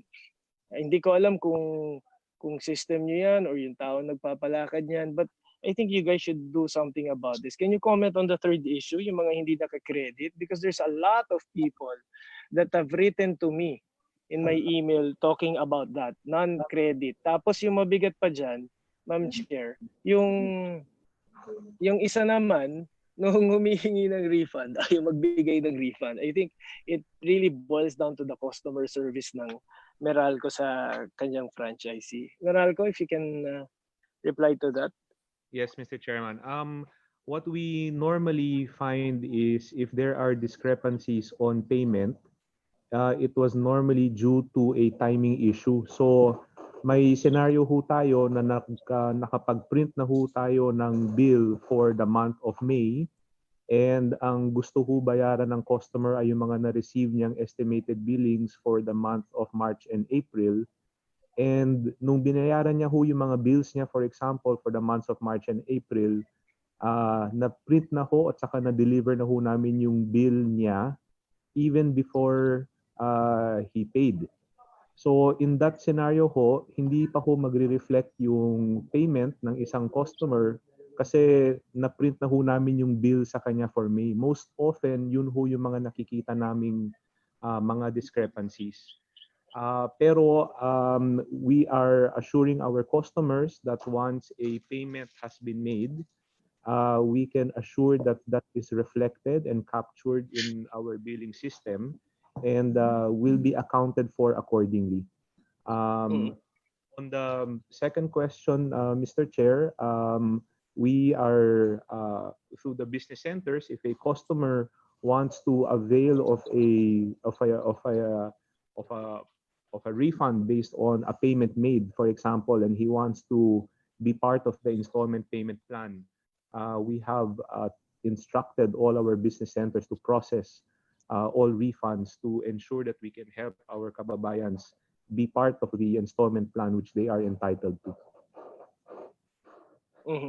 So yung iniisip ko lang kasi, VP and we know, one of the complaints that were sent to me, yung I haven't done online yet, yun sa online payment. Nawala doon sa online niya yung mga payments na made. Parang bigla nag-shutdown yata yung, I don't know what shutdown doon sa side ninyo. So yung mga ganun ba, parang nakakapanloko kasi sa ating mga kababayan. So those are the things na I think Meralco should improve on.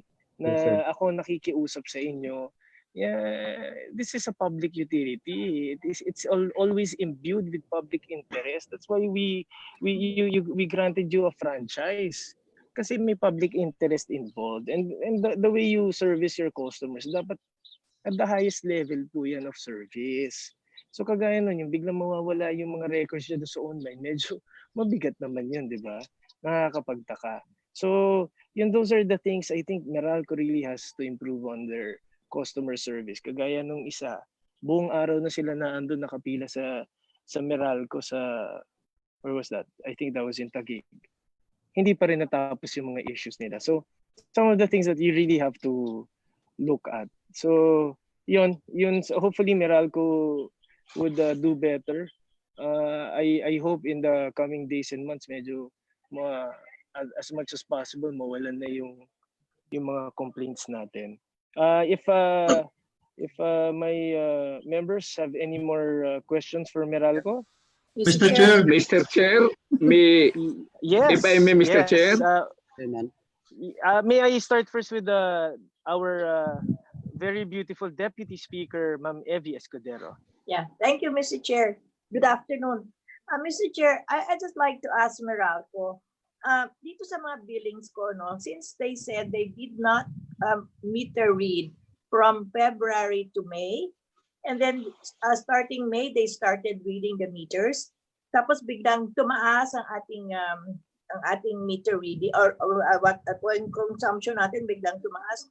Is it because since February hindi sila nagre-read, so na-accumulate yung mga readings na yon and then biglang nag-shoot up? Is that how it happened, Mr. Chair? Meralco, can you reply to the query of DS Escudero, please? Yes, Mr. Chairman. If a customer has not been meter read since Feb and his present meter reading was only done in May, then what you will see and the person or the customer has not paid for any of those bills, what you will see in his bill is a reflection of 3 months worth of consumption. Yes, Mr. Yes, Mr. Chair. So sabi nyo, you will have an average billing for February, March, and April. March, April, and May. So kung mag-average billing kayo for these 3 months, dapat hindi nyo na binasa yung before. I mean the last number na nakalagay dun sa meter. Instead, kung mag-ano kayo talaga, I don't know, hindi ko alam, Mr. Chair, kung paano mangyayari kasi ako, I paid a lot for my billing this particular month. Umaabot ako ng 50,000 and I have never paid that much before. Yun lang, Mr. Chair, because nagtaka ako because if that's an average billing that they said they would, bakit biglang gano'n na lang yung billing din natin? Mr. Chair. Yes, ma'am. Let's ask Meralco to answer that. Meralco? In the cases that we have seen, Mr. Chair, if a customer was last read in Feb and the consumption was estimated in March and April, and the May was the actual meter reading, the 50,000 is basically 3 months worth of consumption. So that will round off to around 17,000 a month.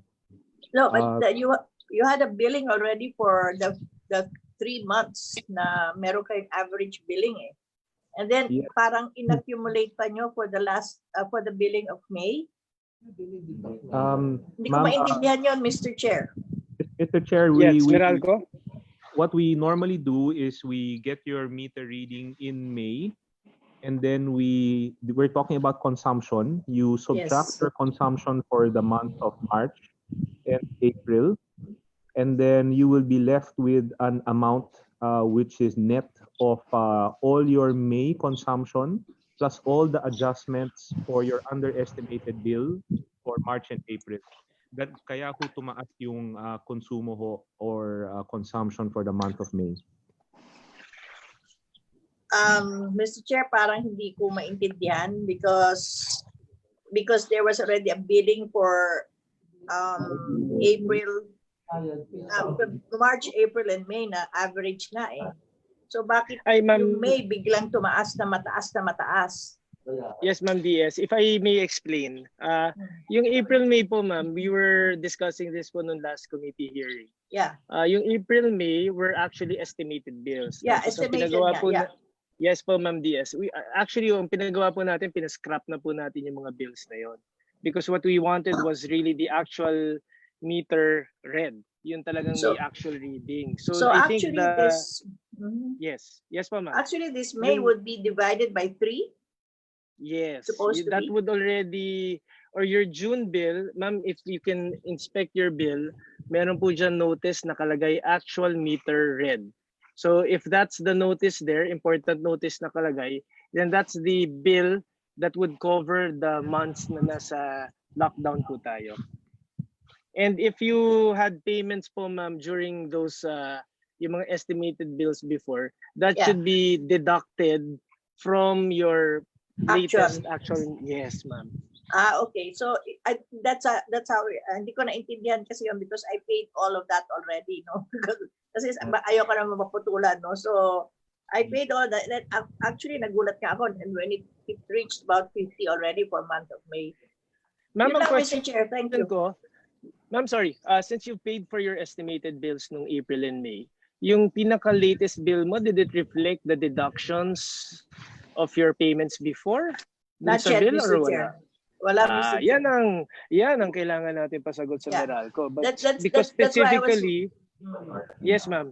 That's why kayo medyo na-worry kayo, ma'am, bakit tumaas? Because you've already paid yung mga previous estimated bills. And that should be reflected in the most recent bill. Yan yung mga sinasabi nating mga problema na should be addressed by Meralco. Meralco, please answer. Yes, Mr. Chair. Yes, because Mr. I pay Chair. also online, Mr. Chair. Thank you for that question, Mr. Chair. If the payments have been made for the months of March and April, and the bill was sent out after the payments have been made, then that will be reflected in the bill. But if the payments of March and April have been made and Meralco was able to send out the bill before those payments are made, it will not be reflected yet. But you have the assurance po that if those payments have been made, in your next bill, it will appear as a credit. It will be credited to your account. So, Mr. Chair, that means that in my following months, I won't be paying Meralco anymore. I think in the following months, depends on your usage, they will Kasi reflect the sobrang-sobrang deductions. binayaran ko na, Mr. Chair. I'm sure, Ma'am Diaz, they will deduct those. Pero ito nga po, Ma'am Diaz, ang sinasabi po natin na nagiging problema ng maraming customers ng Meralco na nagbayad sila ng advance but it hasn't even been reflected as a deduction doon sa pinaka-latest bill nila. So we are telling Meralco to please fix your system. I don't think it will take so much. It's an online system that could already apply as a deduction kaagad doon sa pinaka-recent bill. Since it's already online, it's the fastest way of paying. So your customers are paying fast. Then we also require that yung actions nyo would be fast also in the deductions. Meralco? Yes, sir. Thank you for that comment. Mr. Chair, we'd also like to advise the committee that for the last House Committee on Energy meeting, you asked us to render a June bill that reflects all of the previous payments and credits made. And for those customers who have started to receive their June bill, yun na ho yung ginawa natin. We put their actual consumption from the months of the present reading, which is June, minus the last reading, which is Feb. And what you will just see is a consumption covering, in this example, 4 months of electricity consumed. And if payments have been made before the June bill was rendered, you will see it as applied credits on page 2 of the bill.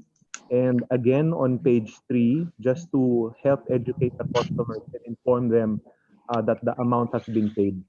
But for the case of Deputy Speaker Escudero, I think she still has the May bill. No, it's a June bill already, Mr. Chair. Okay, if it's the June bill, sir, we would like to see that bill. We can maybe do a direct message after, just to maybe show Deputy Speaker where those applied credits would have been placed on the bill. Wala pa, Mr. Chair, akong credits. Yes. Anyway, Yes, wala pa ma'am, akong if you credits, can Mr. actually Chair. send ma'am, if you can actually send me a copy of your bill para yung if you can just erase some of the personal and just give me a copy of that para we can forward that to Okay, Meralco. I don't know how to send that. Anyway, I'll do that when I. Yes, ma'am. Okay, Yes, thank you, ma'am. Mr. Chair. Thank you, Ma'am DS.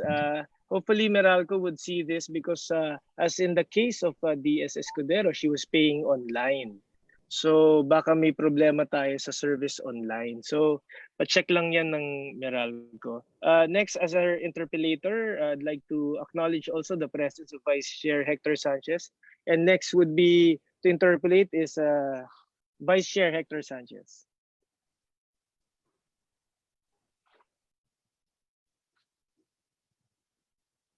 Vice Chair?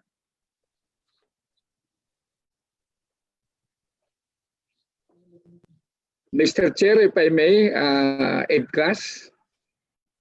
I think Vice Chair Hector Sanchez would is first on the list, but I think Vice Chair Hector Sanchez, I think you're on mute. Please unmute your mic. And after that, Honorable Adrian Ebcas. Vice Chair Hector.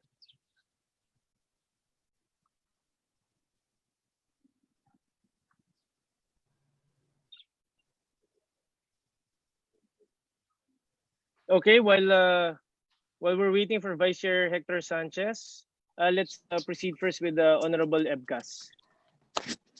Thank you, Mr. Chair. Good afternoon to all of you. Just a point of inquiry to Meralco. A while ago, they mentioned that they will disconnect electric service after September 30, 2020. Now, may I ask if Meralco, prior to the actual disconnection of electric service, mag-issue ba sila ng notice of disconnection? Meralco? Yes, Mr. Chairman, that will be our standard practice.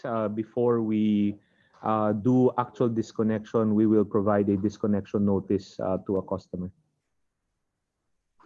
Follow up, Mr. Chair. Question.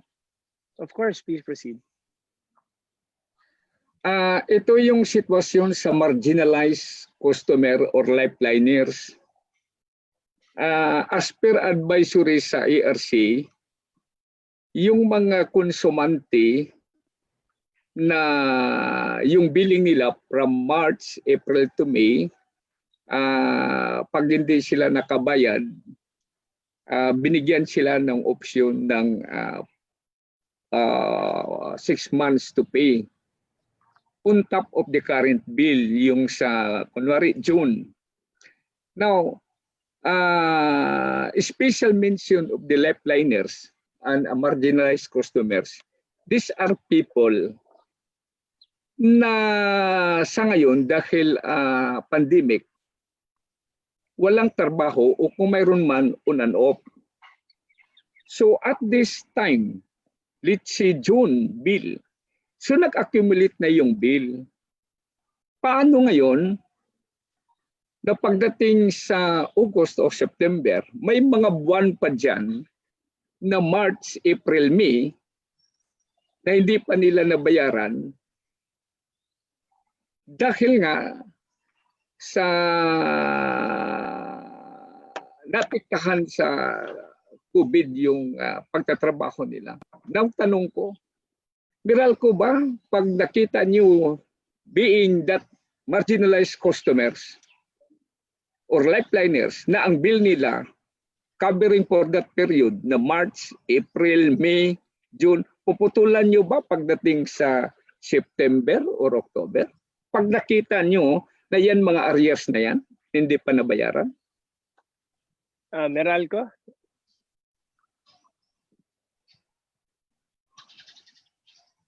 Yes, Mr. Chair, thank you for that question.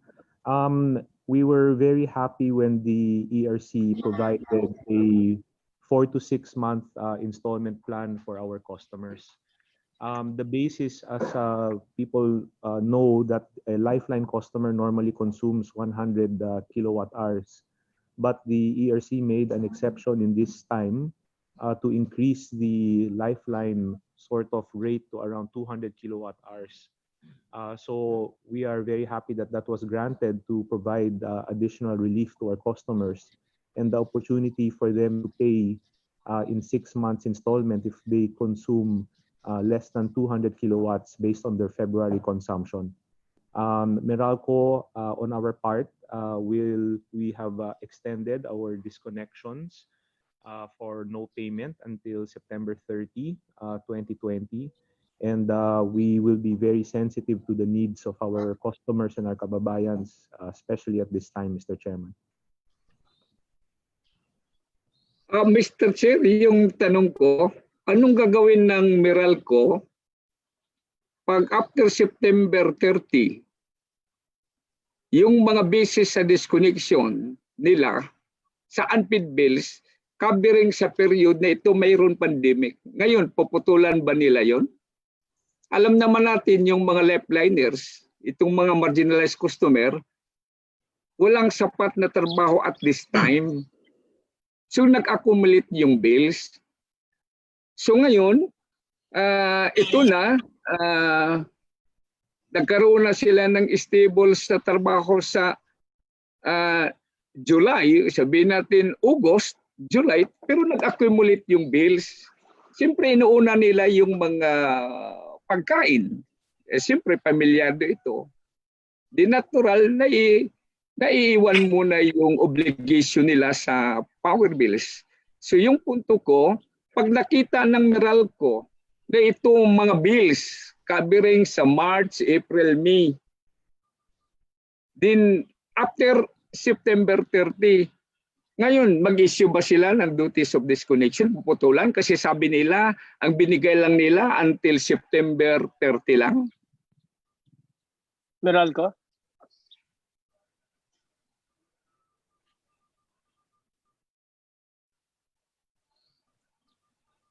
Mr. Chair, Yes. Yes, sir. Currently, we are granting until September 30, but we are aware of the plight of our kababayans. We will be sensitive and we will take a look once we get closer to September 30, Mr. Chair. Thank you. I think Honorable Ebcas is just asking for a little more compassion for those lifeliners na consumers ng Meralco. Honorable Ebcas. Nire-raise ko lang yan, Mr. Chair, kasi in-anticipate ko na talagang customer ng Meralco, sinabi nila na yung mga lifeliners is, I think, mga 50% or 70%. Mm. So I think it was answered already by Meralco that they will keep their hearts open pag malapit na po ang September 30 na deadline for payments of ng mga mga consumers nila. Thank you, Mr. Chair. Yun lang katanungan ko. Maraming salamat. Thank you, Honorable Ebcas. Now I'd like to recognize Vice Chair Hector Sanchez. Vice Chair. Yes, good afternoon, Mr. Chair. Sorry for the interruption a while ago. No problem, po. Please proceed. Thank you for all the resource speakers today. And my question is directly to ERC. The chairman mentioned that there are a lot of violations on ERC advisories. And one of these charges of the unresolved percentages on generation, transmission, system loss, distribution, subsidies, government taxes, universal charges, fit out and other charges. That's why right now we are having this very high electricity rate. Now, my question is, Mr. Chairman, since the mandates of ERC is to control or to issue this the rules and regulation about energy that we have, generation of energy, meaning electricity. So, kailan po natin lulutasin ang problemang ito since we have this EPERA law? Yung EPERA law po is hanggang ngayon about 20 years or more or less 20 years ago na ipinasayan parang maralita. However, up to now may malaking problema lalo na itong nagka-COVID po tayo. So, Mr. Chair, since na tatalakay man po itong regarding sa mga high rates of electricity, this includes not only Meralco but all over the Philippines, yung electric cooperative po. So sana po ma-resolve yung charges ng percentage kasi talagang it's really too high. And Mr. Chair, aside from that, napag-usapan po natin last, if I recall, yung charges ng bawat electric cooperative and Meralco is yung actual reading. At yun po, na-mention din na there are some defective meters which is siguro po sa Meralco or other cooperatives ang computation po niyan, may history yan po ng electric consumption. Not only for the last 3 months, but pwede pong balikan nila yung mga previous years as reference, Mr. Chair. The question po una sa ERC po. Mr. Chair. Mr. Chair. Please proceed, ma'am. Mr. Chair, may I be... Okay. Of course. Please proceed, ma'am. Thank you very much. Thank you very much. And thank you very much, Congressman Sanchez.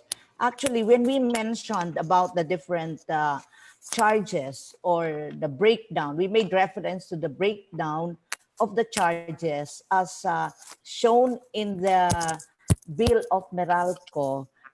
We mentioned that in the context of our review, and so we may be able to determine whether the high bills that we are seeing now in the bills of Meralco if they can be traced to charges which are beyond what were approved by ERC.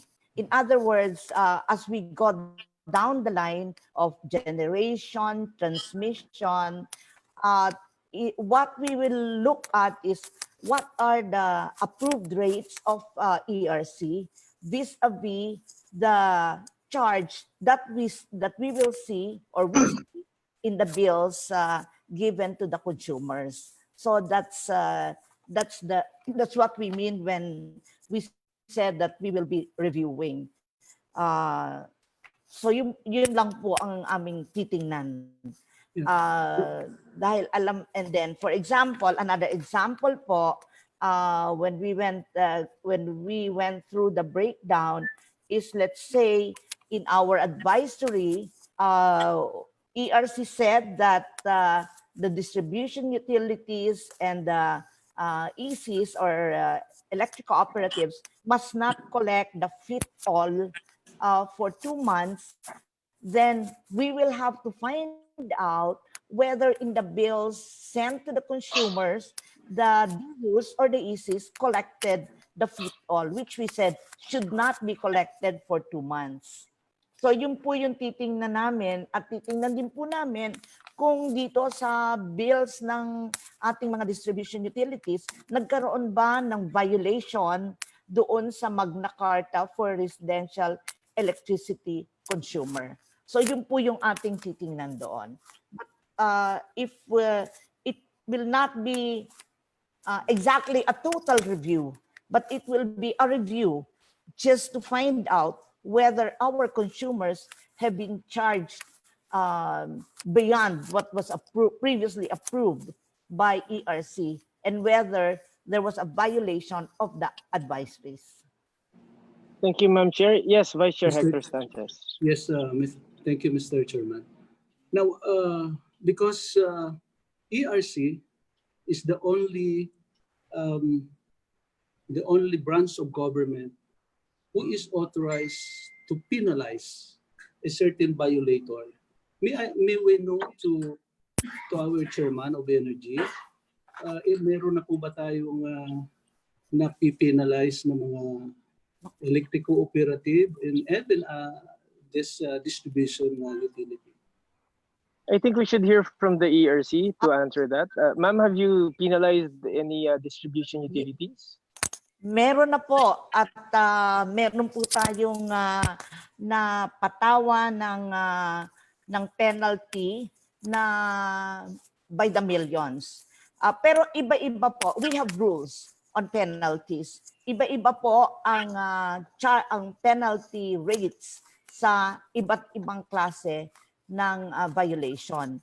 But if I may add right now, when we formulated the rules on the SOAR, on all the other things that we're talking about, even on force majeure, we did not, even on estimated billing, there was no idea yet of a pandemia.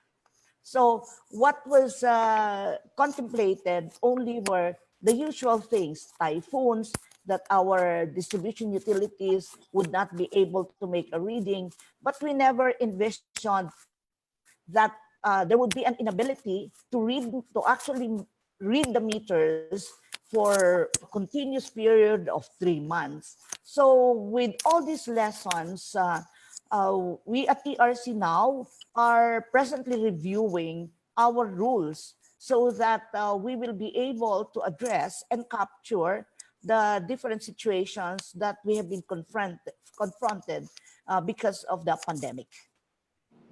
Thank you, Ma'am Chair. Vice Chair Sanchez, if there's any other questions. Yes, yeah, thank you, Mr. Chairman. Again, on the part of DOA, since they are the implementing agency or department, may we hear from the DOA kung nasusunod ba nila yung ibinigay na datos sa kanila, sa departamento nila, Mr. Chair? Yes, I think Mr. Mario Marasigan is here, DOE. Good afternoon, Mr. Chair, honorable members of the Committee on Energy of the House of Representatives. Yes po, ang Department of Energy po ay continuously minomonitor lahat ng nangyayari sa ating power industry from the generation side to the distribution side. At kung meron po kaming nakikitang mga bagay na mariresolve through regulation, that's the time po nakikipag-coordinate kami sa ERC. Ini-endorse po namin yung mga issues at jointly po pinag-uusapan para ma-resolve po yung mga issues. But on the side po ng policy, kung makita po natin na meron pong mga gaps between the regulation, implementation, and so on, then jointly po we formulate policies para naman ho to effect at maiwasan na yung same situation in the future. As Ma'am Agnes po have mentioned, nobody foresees na yung long period of inactivities po ng power sector towards meter reading. Pero on the part po ng ating gobyerno, we have to ensure continuous delivery of services. So medyo mahirap pong pagsamahin, pagdugtungin yung mga challenges na hinaharap natin, and yet nandito minamandato natin na dapat ang services ay may continue. So ang kagawaran po ng enerhiya ay continuously nakikipag-coordinate, nagmo-monitor po sa ating mga stakeholders, pero ang primary po natin is continuous electricity services as well as the entire energy sector. Maraming salamat po at magandang hapon. Thank you, Director Mario Marasigan. Yes, Vice Chair, any last questions? Yes po, Mr. Chairman, thank you so much. Now, follow-up question to Department of Energy. Sir, just for one example, can you give us your record on especially the system loss reduction? Dahil po nabanggit nyo na kayo po ang nagmo-monitor nitong system loss reduction, because right now imagine we are paying so much, the consumers are paying so much on the penalty of distribution or system loss. Di ba dapat po namomonitor nyo to na para bumaba? Can you answer that, DOE? Thank you po very much, Honorable Vice Chair Sanchez.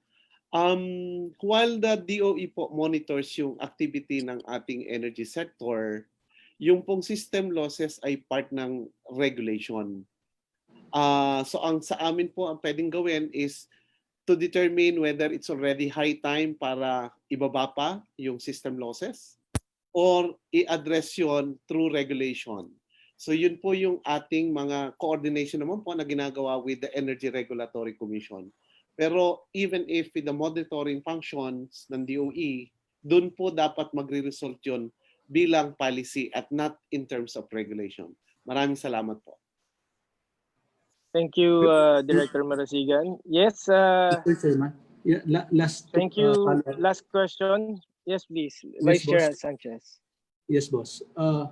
Yeah, because if you try to compare the system loss in other countries like Japan, almost zero, and Singapore, maybe 1 to 2% without power interruption.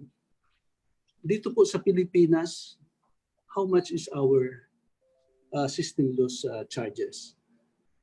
Siguro po panahon na ma-realize ng ating kagawaran, especially DOE, because you are the in-charge department, na dapat aralin natin, na dapat bumaba para naiwasan yung ganitong reklamo ng mamamayan. Kung pwede sana, balikan yung mga records at sino pong nakaka-contribute ng mataas na system loss. Because any outages can be prevented. Ayan po, Mr. Chairman. Yes, Vice Chair. I think the issue on systems loss was already tackled back in the 17th Congress, and I think the stakeholders, together with the ERC and DOE, has already come up with a plan that involved the ECs and all the distribution utilities, lowering the amount of system loss. So we're just still awaiting for because it is going to be a graduated decrease in the allowable systems loss. So we will see in the coming years of the lowering of the systems loss because that is already in place, Vice Chair Sanchez. Feeling ko Thank rin. you. Ayun. Thank you so Yes. much, Mr. Chairman. Chairman. Yes. Thank you. Chairman. Who wants Mr. to? Chairman. Okay, we have the Deputy Minority Leader, Stephen Paduano. Yes, sir. Please proceed. Thank you, Mr. Chairman. Good afternoon, everyone. Mr. Chairman, gusto ko lang sundan yung first question mo kanina with regards to overpayment fund. Yes, po. Though but I see a policy or implemented nationwide for the interest of consumers wide. Kasi Mr. Chairman, kahit sa probinsya, whether electric co-ops or private distribution utilities, nangyayari po itong overpayment. So I think it's the ERC a role how to implement this nationwide. Hindi lang ho Meralco, Mr. Chairman. That's why, Mr. Chairman, can we get the commitment from the ERC, Mr. Chairman? Of course, Honorable Paduano. I think, Ma'am Chair, I think the penalties should be more severe for overcharging the customers. Ma'am Chair Agnes? Well, thank you very much, Mr. Chair. Actually, earlier, we presented the list of DUs and ECs who are now under sort of investigation because complaints were lodged against them for various reasons, and number one of which is the billing, the high billing. Now, another point is that on penalties, since penalties partake of punitive measures, and therefore the penalty that we should be imposing is something that has gone through some kind of public hearing. So if what was violated are existing rules of ERC with imposable penalty and part of rules that have been promulgated, then the penalty will be meted out. But for other violations, which were really violations with no penalties, that is something else, Your Honor. So if that's what our Chairman. congressman is asking for. Yes, Honorable Paduano. What I'm asking for is for the ERC to place it nationwide, the overpayment refund for the consumers. Kasi Mr. Chairman, it does not only happen with Meralco. It happens all over the country. Halos lahat ng mga DU may mga overpayment because tingnan nyo Mr. Chair kung anong nangyari sa Meralco. Walang meter reading from February until May. Ganon din ho sa mga probinsya at saka mga regions. So yung overpayment refund should be also implemented by the DUs nationwide. That's what I'm asking with ERC, Mr. Chairman. Yes, I think Honorable Paduano is what Honorable Paduano is saying, Ma'am Chair, is that overcharging is really frowned upon by everyone. So I think he just wants ERC to really look into ways and means so that we can prevent overcharging by distribution utilities. Yes, Mr. Chair. Well, definitely we will be we will do a very conscientious determination of overpayment. That's the reason why even if there is only one single complaint, we include already in our list the name of the electric cooperative or the distribution utility, precisely because we want to be able to determine the overpayment as one of those. Thank you. Okay. Thank you, Mr. Ma'am Chairman. Chair. Yes. Yes, Mr. yes, Honorable Paduano. Another issue on the issue being raised by Honorable Ibkas on the 4 to Yes. 6 months consideration before this connection will be served, Mr. Chairman. I think also, Mr. Chairman, that should be a policy of ARC nationwide also, because as I've said, what happens with Meralco consumers, it also happened not only with Meralco but in all DUs. Now, Mr. Chairman, okay na rin, maganda na rin yung sagot ng Meralco that they will consider. But Mr. Chairman, gusto ko lang stress that since February, March, that almost all over the country nag-ECQ, if not all provinces, but most of the provinces and regions nasa ECQ, and the lifting of ECQ started only from May. And alam naman natin, Mr. Chairman, alam to ng mga kasama natin sa Kongreso, that the absorption of labor nationwide is only 25 to 40%. Now, and ang apektado dyan is yung mga lifeline consumers. So, I think, Mr. Chairman, if I may suggest, the 4 to 6 months should start when the period of ECQ was lifted to GCQ or MGCQ, Mr. Chairman, para makonsidera ho natin. Example, if ECQ was lifted May, so we'll count May and 6 months on or 4 months on.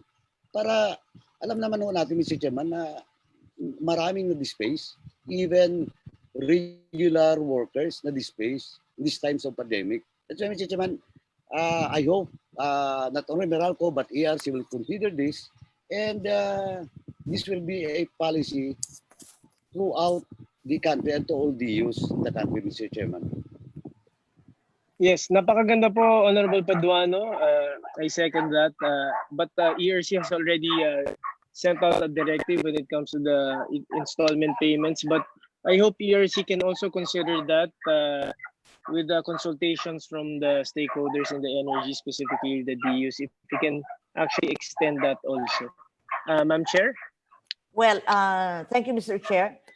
In consultation with the DUs and the ECs, Your Honor, we can discuss that, because on the other side, we also have to keep the chain whole. If it will put the ECs, for example, into some kind of bankruptcy or a very tight financial situation, kailangan ho magkatulungan dito. Now, again, I would like to go back to the overcharging. Actually, we have required all ECs and DUs to submit reports, just so we will be able to determine whether there are violations in terms of charging our consumers. So yun ho yung pangkalawakan nating ginagawa sa ERC para ho sa proteksyon ng ating mga consumers. Mr. Chairman? Thank you po, Chair Agnes. Yes, last question, Deputy Minority Leader Paduano. For that answer, ERC Chairperson. Anyway, last question na, Mr. Chairman. We're talking about the spike of electric bills, not only Meralco, but in the whole country. May I ask the ARC, since you approve the IMAR being proposed by NGCP, I'm talking about the transmission side. Transmission na yan. With the spike of the electric bills nationwide, does the IMAR, which was proposed and approved by ERC, affects the spike of electric bills? Because during the previous hearing, not only in this committee but on the other committee, Good Government Committee, in which I think the chair of ERC is also present at the time, NGCP presented their side, and they are saying that the transmission cost goes down since NGCP assumed the transmission side of the power in the country. Now, gusto ko lang itanong mo, IMAR versus spike of electric bills, does it affect Thank you, Mr. Chairman. Mr. Chairman. Yes, a brief answer from Chair De Vanadera. Yes, Yes, ma'am. thank you so much for that question. Well, the IMAR was approved by ERC on February 20, I think 2020. So it's before the ECQ, before the lockdown. And in the decision of ERC, it was granted because it would show a lower, it would be lower. So what NGCP asked, ERC granted a much lower IMAR. However, this does not affect whatever rates we have right now or shock bills, because NGCP on its own did not implement the IMAR. Thank you for that, Yun. Mr. Chairman. Thank you for that clarification, because there are a lot of issues going out now that in GCP or the transmission part of the power in the country contributes much bigger to the spike of electric bills in the whole country. Thank you, Mr. Chairman. Thank you, Chairman. Thank you, Deputy Minority Leader Stephen Paduano. Thank you for that. And lastly, I think we have Honorable Sergio Dagoc. Thank you, Mr. And Chairman. then Honorable Arlene Brosas. Thank you, Mr. Chairman. Linawin ko lang ho sa ERC yung issue ng overcharging. Sa patakaran ho ba, sa policy ho ba ng ERC ngayon, sa kanyo lang ba hihinga ng sample electric bills yung mga distribution utilities kung may magreklamo, o regularly, may pandemic o wala, may magreklamo o wala, pinapasubmit nyo kami buwan-buwan? Mr. Chairman, may I answer? Yes, please go ahead. Yes. Please go ahead.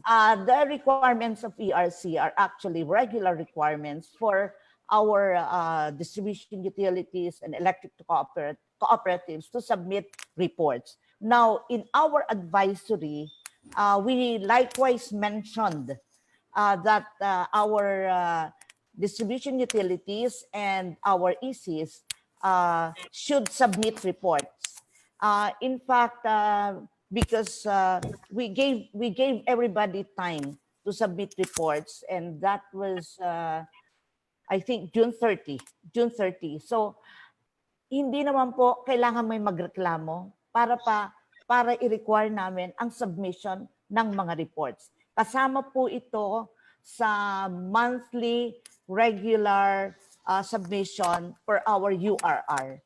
So alam yan ni Congressman Dagoc.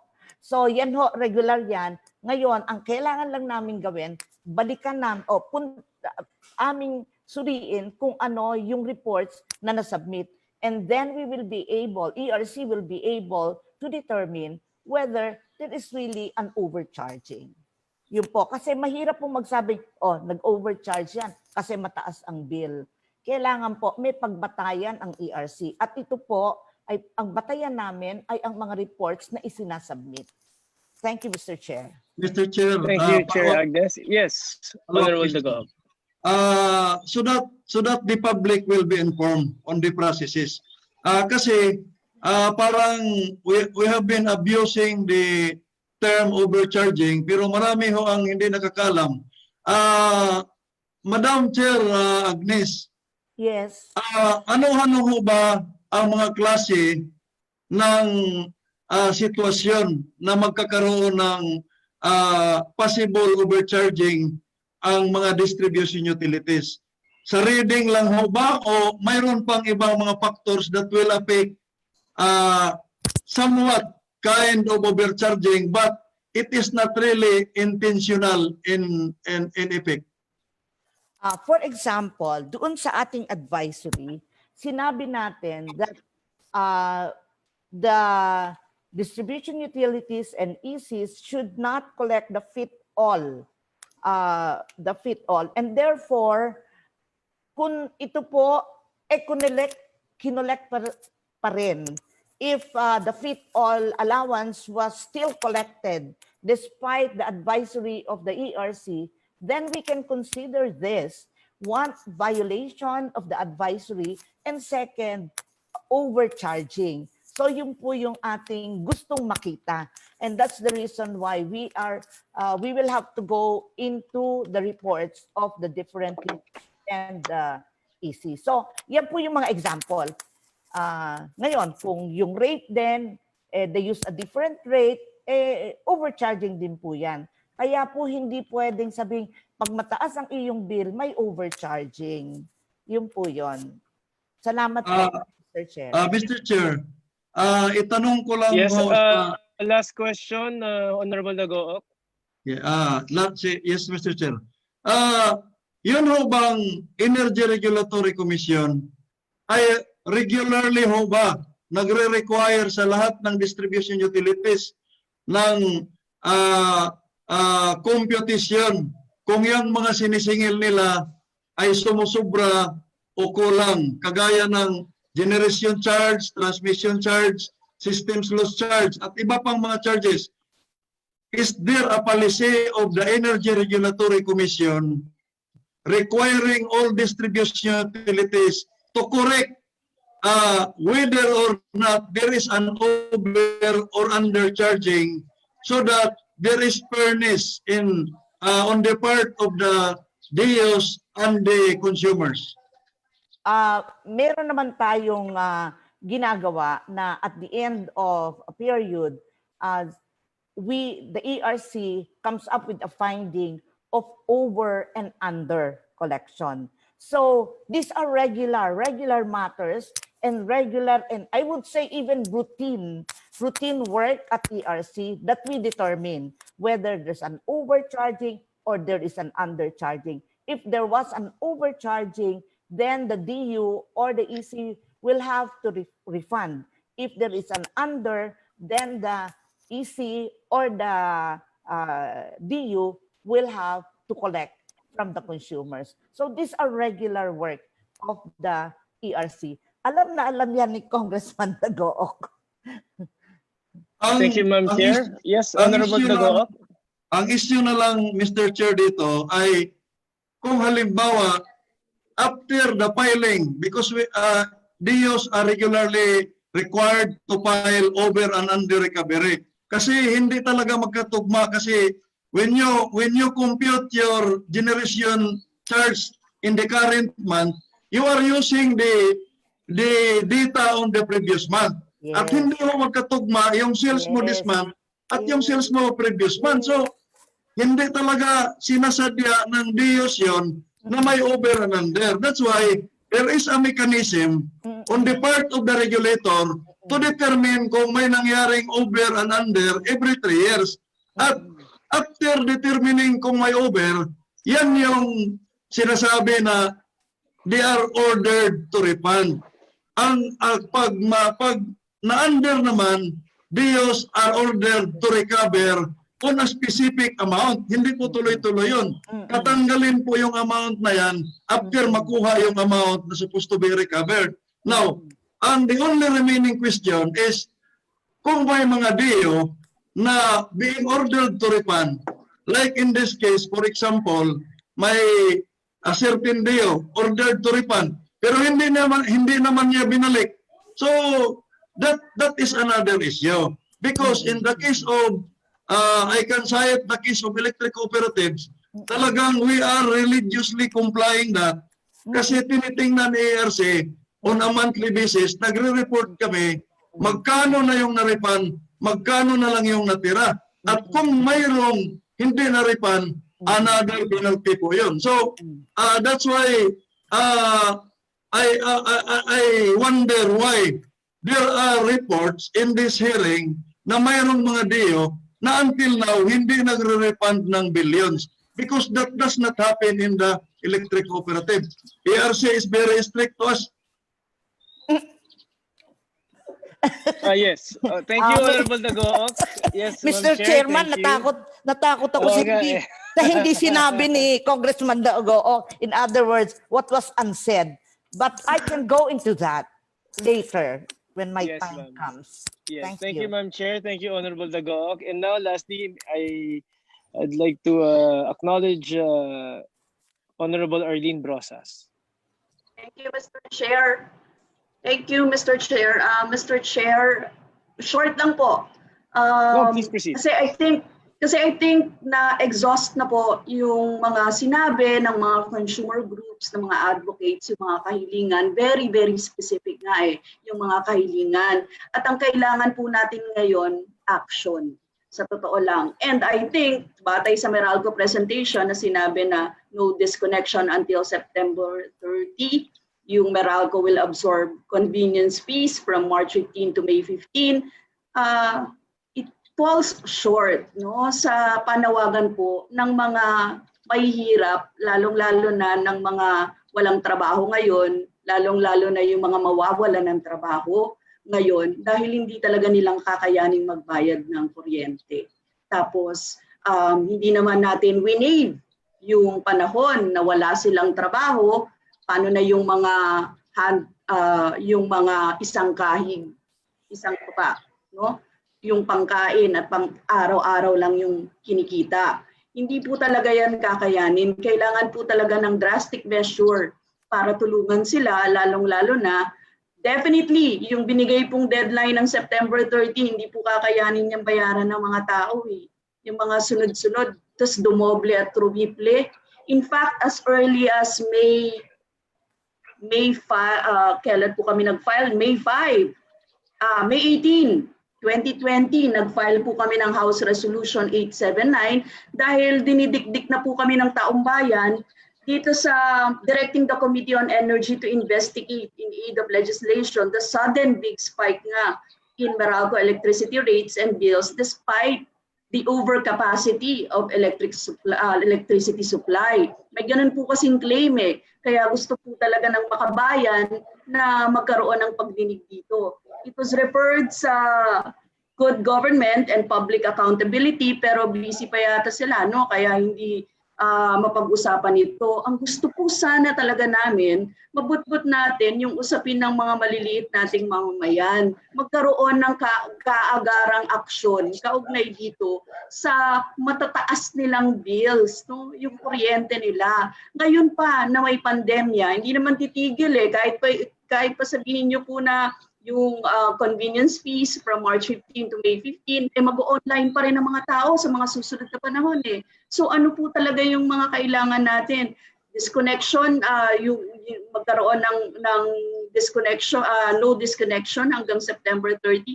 Baka ang importante, Mr. Chair, talaga, for the relief of our people, kailangan talaga i-waive yung kanilang electricity for the month, lalong-lalo na yung mga maliliit din naman kumonsumo, pero mahihirap talaga nating mamamayan, Mr. Chair. Siguro yun lang, maiksi pong kasi action po yung kailangan natin dito at nowhere ko po nakita doon sa presentation kung ano yung solusyon sa lalong-lalo sa mga naghihirap nating mga mamamayan ngayon. Thank you, Mr. Chair. Thank you, Ma'am Arlene. Definitely, I think that's going to be a business decision. So let's let's hear from Meralco what they can say about that. Meralco?